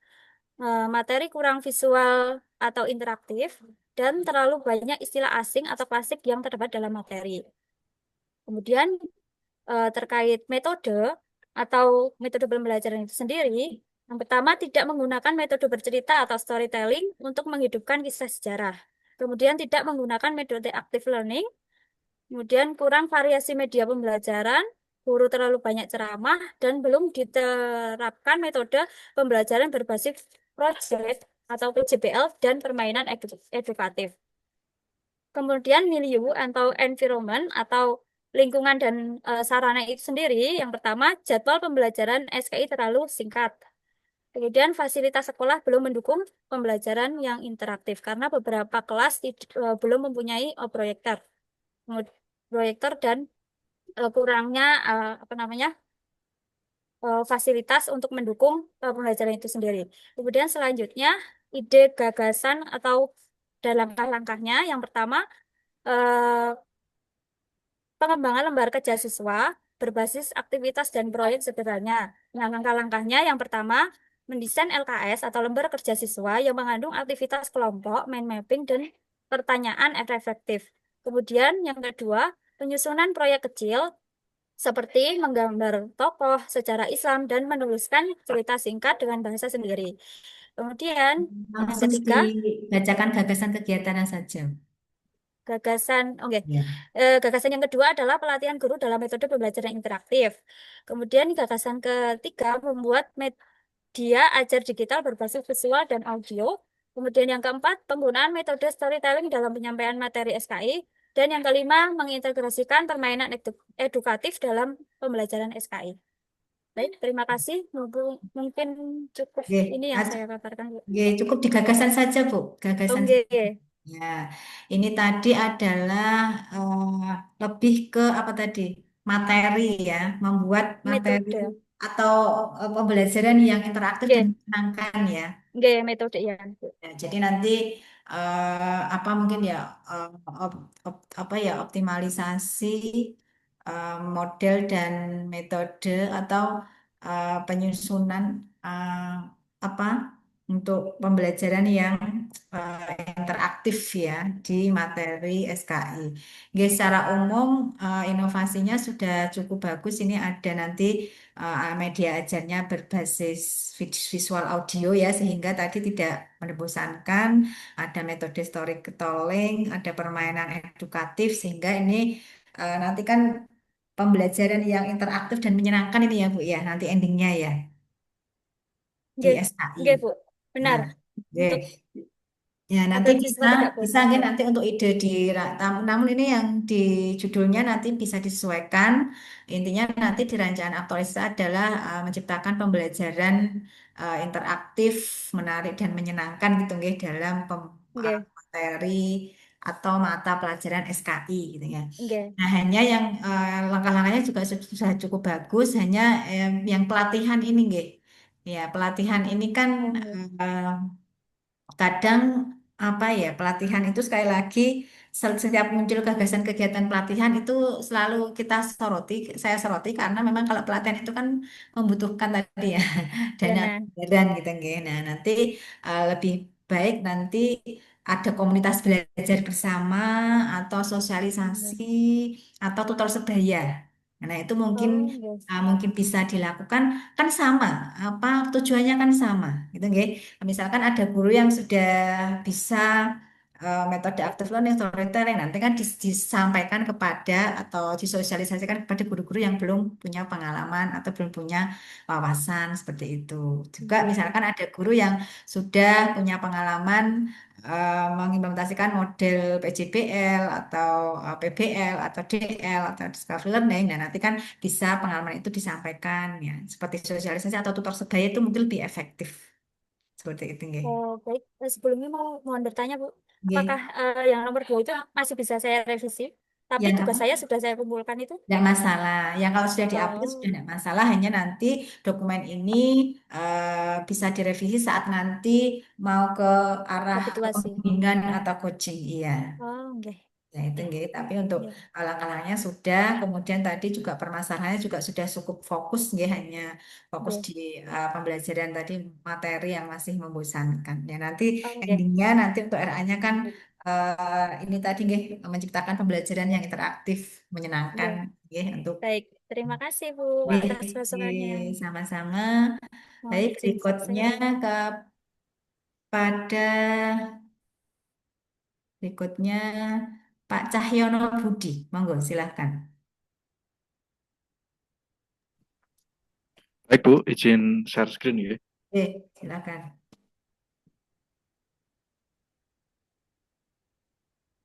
Bentar, Bu.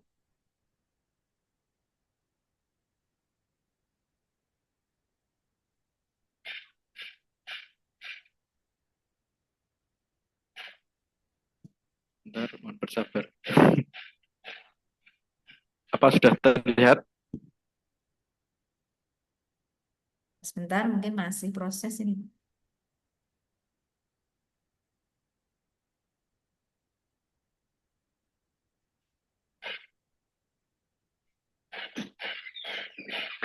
Kita tunggu dulu, Pak. Nanti jika beberapa waktu belum bisa terlihat, nanti LK-nya bisa dikirim ke grup. Nanti bisa minta tolong salah satu nggih sebagai volunteer nanti bisa membantu.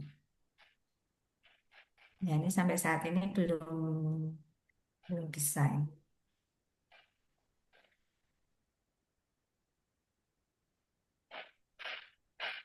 Sudah terlihat Bu? Bel- belum ya, Bapak Ibu yang lain ya, belum bisanya. Atau mungkin coba di stop share dulu, Pak. Di stop share dulu, kemudian nanti di share lagi, share screen lagi.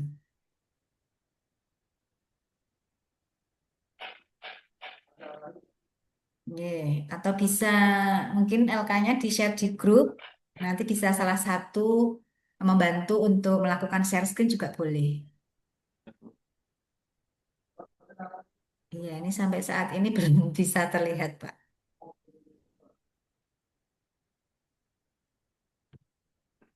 Loadingnya agak lama. Oh, oke, sudah bisa, Pak. Monggo. Oh, sudah lihat? Sudah bisa Ya, Bu? sudah. Baik, terima kasih atas waktunya. Di sini saya akan mempresentasikan hasil dari menemukan core issue atau isu utama di lingkungan kerja saya. Yang pertama, yang mengenai isu yang pertama mengenai kurangnya terbimbingnya Catin dikarenakan waktu, SDM dan sumber daya materi atau biaya ya seperti itu. Yang kedua yaitu maraknya terjadi pernikahan dini karena pendidikan dan lain-lain. Selanjutnya ada Selanjutnya ada kurang digitalisasinya arsip lama sehingga ketika ada duplikat nikah atau yang lain untuk mencarinya sedikit lama. Selanjutnya kurangnya kesadaran masyarakat mengenai pentingnya pencatatan pernikahan atau masih banyaknya pernikahan siri.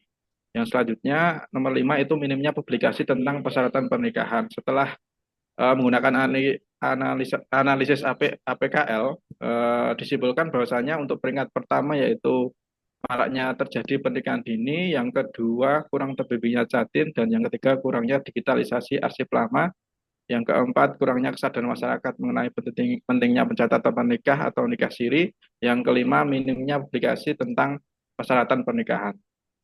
Kemudian diambil 3 isu, lalu dianalisis mengenai menggunakan USG. Yang pertama, peringkat pertama yaitu maraknya pernikahan dini, yang kedua kurangnya terbimbingnya Jatin, ketiga yaitu digitalisasi arsip pernikahan yang lama. Selanjutnya mengenai menggunakan diagram firstborn. Yang pertama untuk orang yaitu masyarakat masih memiliki pendidikan yang rendah, kurangnya literasi masyarakat mengenai efek nikah dini. Untuk metodenya yaitu minimnya penyuluhan ke organisasi kepemudaan atau ke sekolah-sekolah. Untuk materinya juga minimnya materi. Untuk lingkungan atau environment yaitu lingkungan punya pendidikan yang rendah sehingga memutuskan untuk menikah dan tradisi masyarakat. Lalu selanjutnya ada gagasan ide dari penyelesaian masalah yaitu yang pertama melakukan kegiatan penyuluhan di organisasi kepemudaan, contohnya di Karang Taruna, guna pencegahan pernikahan dini. Untuk langkah-langkahnya mendata organisasi kepemudaan, melaksanakan penyuluhan dan sosialisasi tentang efek pernikahan dini. Kedua, melakukan kegiatan penyuluhan di sekolah-sekolah tentang efek atau bahayanya pernikahan dini, yaitu mendata sekolah-sekolah guna untuk melakukan penyuluhan.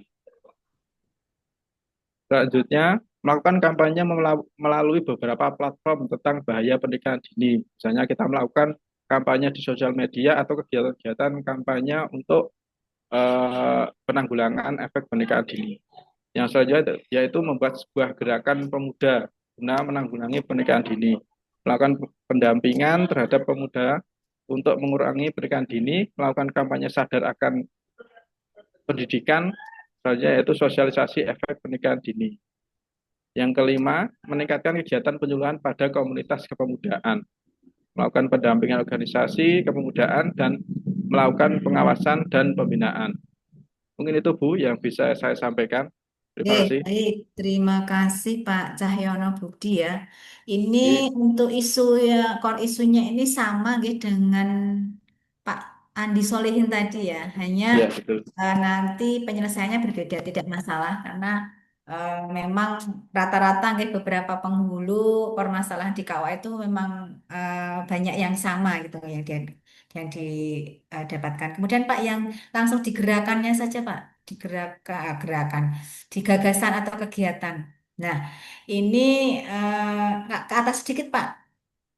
Ini tadi maraknya pernikahan dini ya. Nanti untuk kalimatnya bisa disesuaikan deh. Mungkin tingginya pernikahan dini ya atau pernikahan di bawah usia gitu ya. Nah, ini perlunya melakukan kegiatan bimbingan dan sosialisasi melalui berbagai kegiatan masyarakat. Ini sudah bagus gagasannya, Pak. Ada penyuluhan kepemudaan, penyuluhan di sekolah, ada kampanye, membuat platform.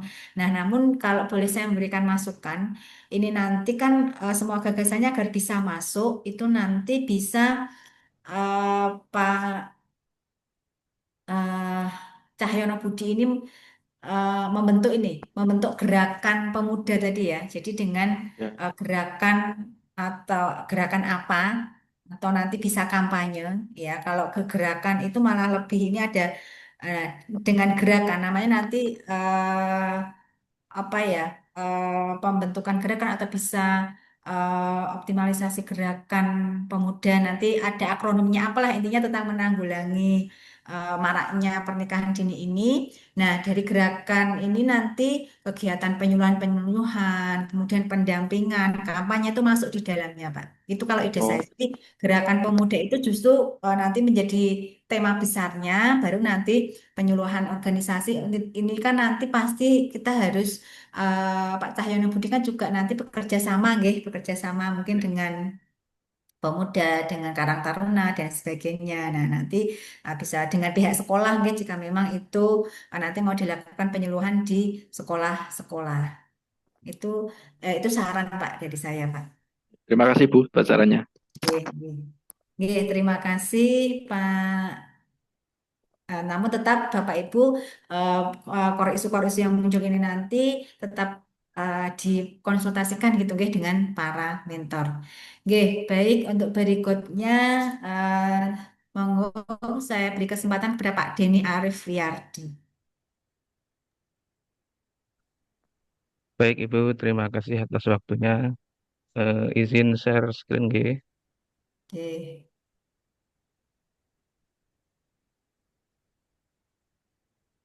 Apakah sudah masuk Ibu? Sudah terlihat Pak. Baik. Bismillahirrahmanirrahim. Perkenal saya Denny Arwiardi, ingin memaparkan atau mempresentasikan tentang core isu yang ada di KUA Kapanewon Kalibawang.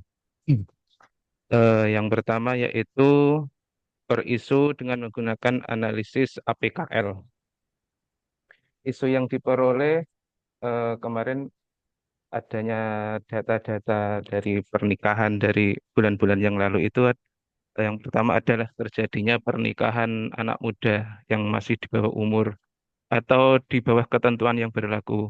Kemudian yang kedua terjadinya pernikahan karena hamil di luar nikah.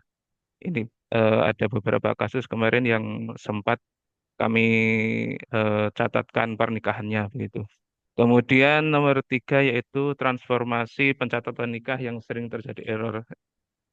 Di mana SIMKAH itu kan memang sekarang menggunakan SIMKAH dan terjadinya error itu terlalu sering begitu. Jadi mengakibatkan pelayanan kurang maksimal. Kemudian yang keempat, pernikahan tanpa pencatatan menyebabkan tidak adanya perlindungan hukum terhadap perempuan dan anak. Kemudian nomor lima adalah peran ganda penghulu menyebabkan tugas-tugasnya tumpang tindih.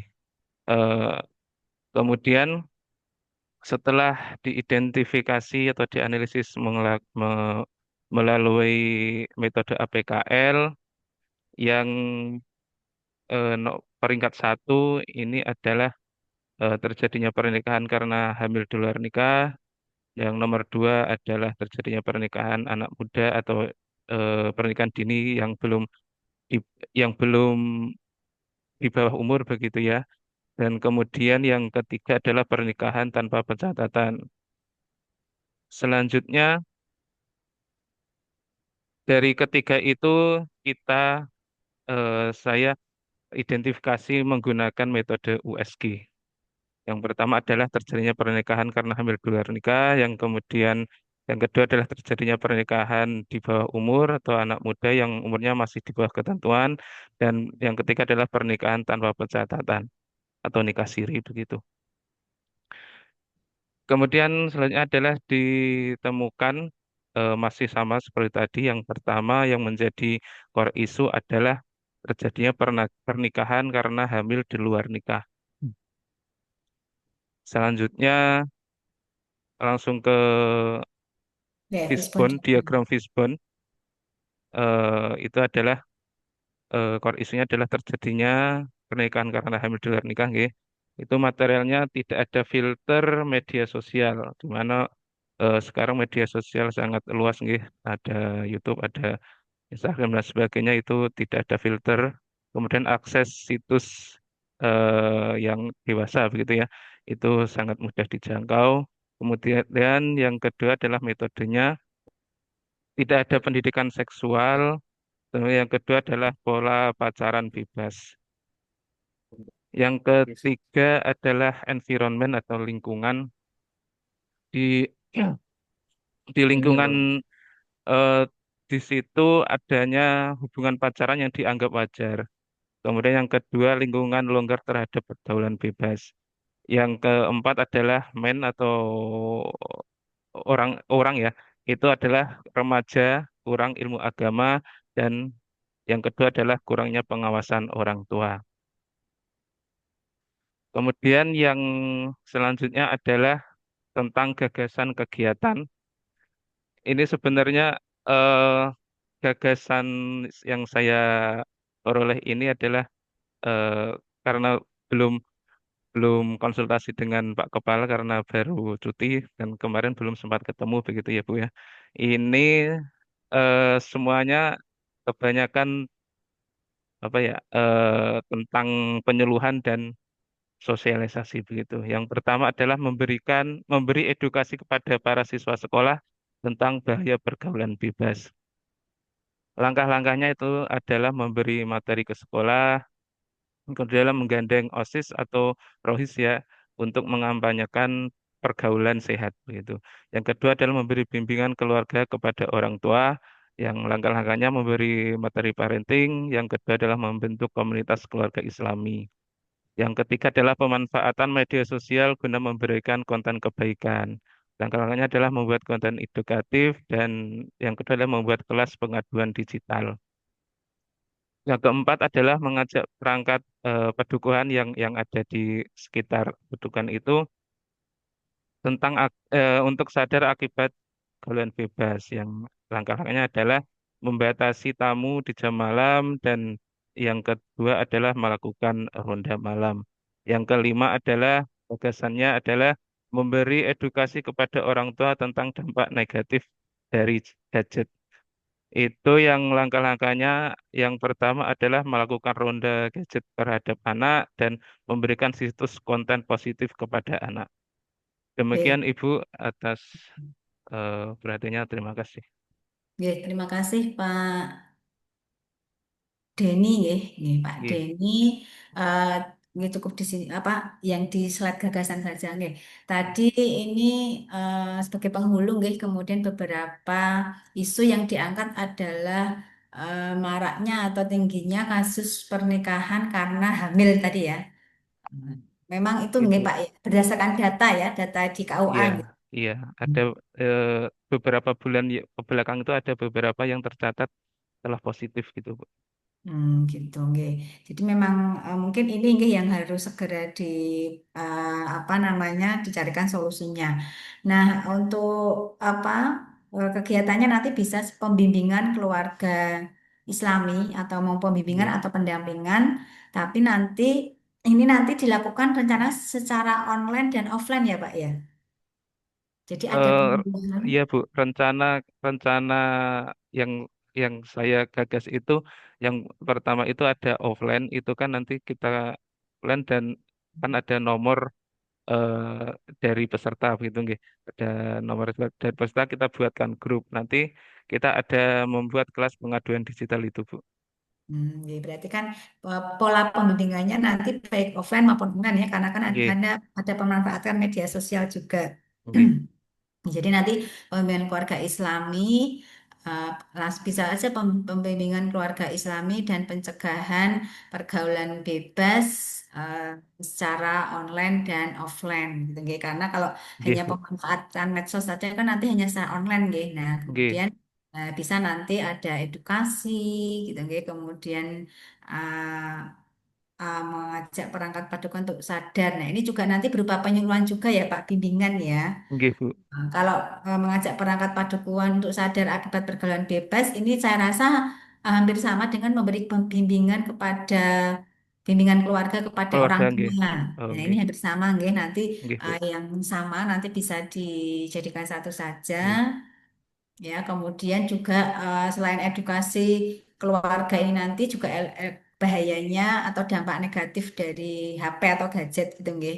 nggih, Jadi nanti bisa pembimbingannya ini bisa untuk judulnya, untuk judul RA-nya, jika memang ini nanti akan diangkat menjadi rancangan aktualisasi, ya nanti pembimbingannya baik secara online maupun offline seperti itu. nggih, Bu. Jadi datang, membimbing juga pemanfaatan media media sosial seperti Nggih. itu. Kemudian Pak yang di fishbone diagram ya, mungkin ada diksi nggih, diksi yang lah seperti pola pacaran bebas. Nah, ini kan mungkin kurang ini nggih, akademiknya ya mungkin atau pola Oh, eh, baik Bu. ya seperti kalau pergaulan bebas, nah itu mungkin bisa. Oh, nggih. Ya, mungkin ini istilah pacaran gitu nggih, itu Nggih nanti Bu. bisa dicarikan sinonimnya nggih, mungkin yang agak Nggih. lebih akademik gitu kalau menurut saya. Nggih Bu. Nggih, nggih. Mungkin hubungan bukan muhrim atau seperti apa itu nggih. Nah, Baik Bu.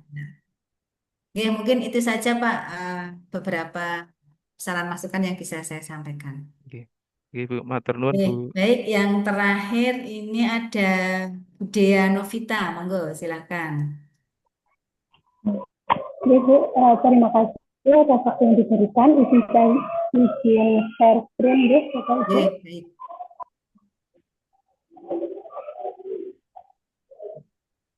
Sudah terlihat, Bapak Ibu? Belum, sebentar kita tunggu dulu. Oh, sudah terlihat.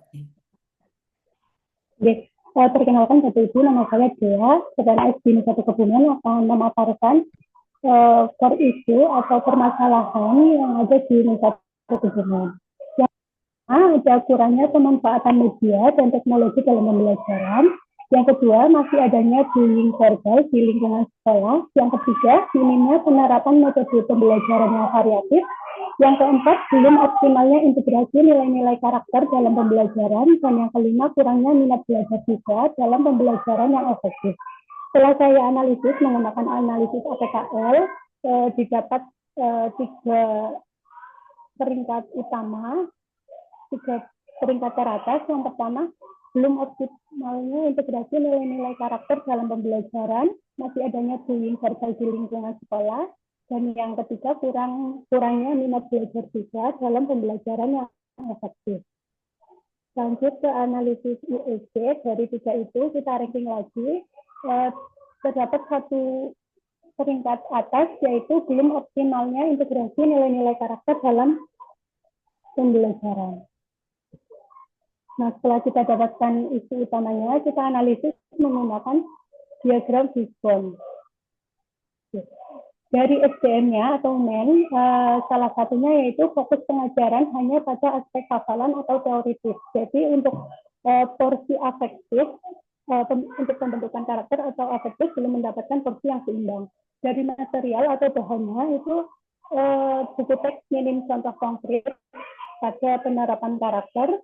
Dari metodenya kurang menggunakan metode keteladanan atau pembiasaan, dan dari lingkungan itu belum memberikan teladan nilai-nilai karakter dan juga belum membudayakan nilai-nilai karakter.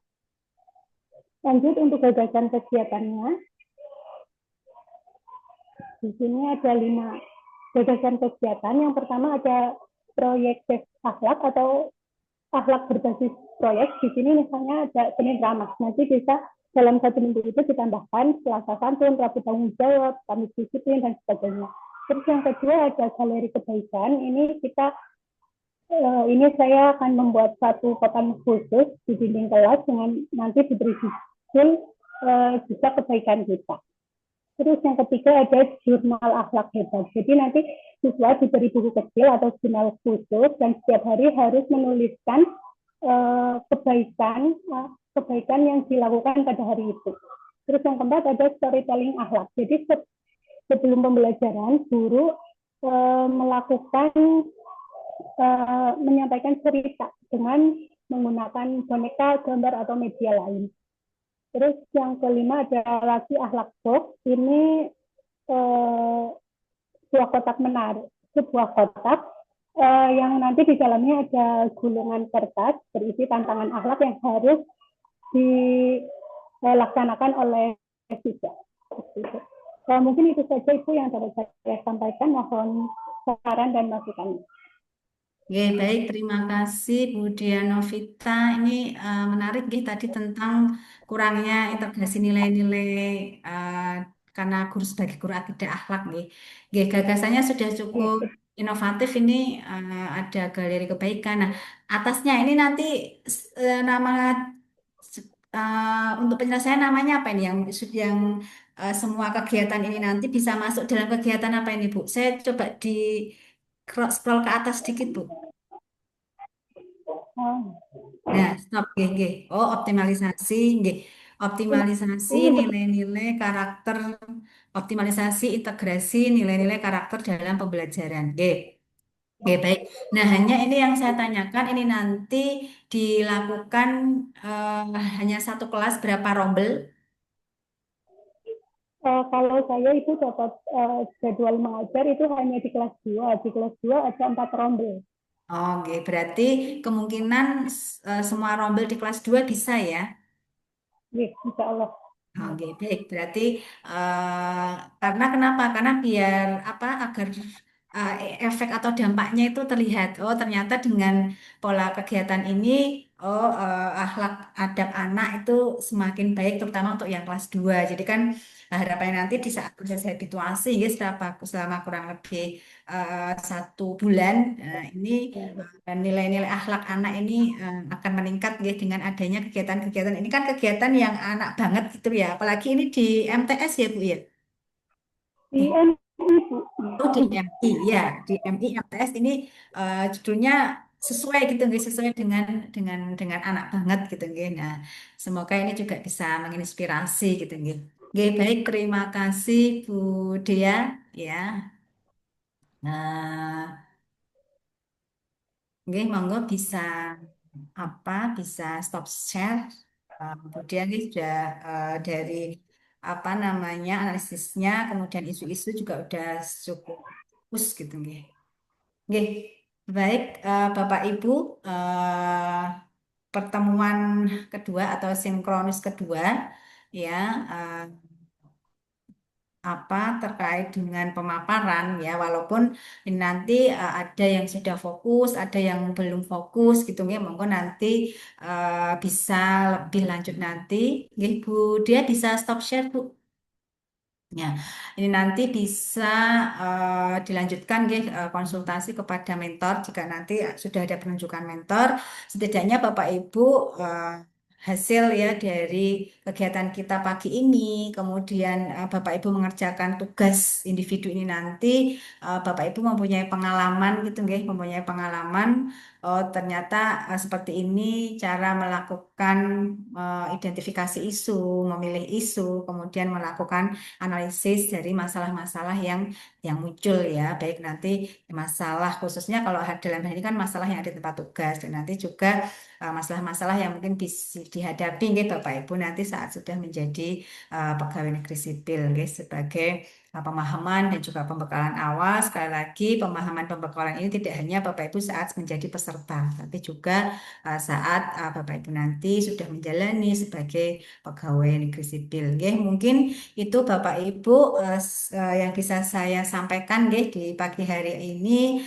Semoga kegiatan kita di pagi ini bermanfaat ya, dan membawa berkah untuk kita semua. Oke, baik, saya akhiri Bapak Ibu. Ya, mungkin besok pagi Bapak Ibu akan menerima materi untuk agenda 2 gitu ya, core value berakhlak. Oke. Terima kasih atas partisipasi dan kerjasamanya. Mari kita tutup kegiatan ini dengan membaca hamdalah bersama. Alhamdulillahirobbilalamin. Alhamdulillahirabbil Nanti juga alamin. akan ditutup secara oleh koordinator kelompok. Saya mohon pamit dan undur diri nih, Bapak Ibu. Nah, terima kasih. Wassalamualaikum warahmatullahi wabarakatuh. Waalaikumsalam. Waalaikumsalam Warahmatullahi warahmatullahi wabarakatuh. wabarakatuh. Inlet Bapak Ibu. Waalaikumsalam. Oke, matur nuwun Ibu. Selamat pagi, salam sejahtera untuk kita semua.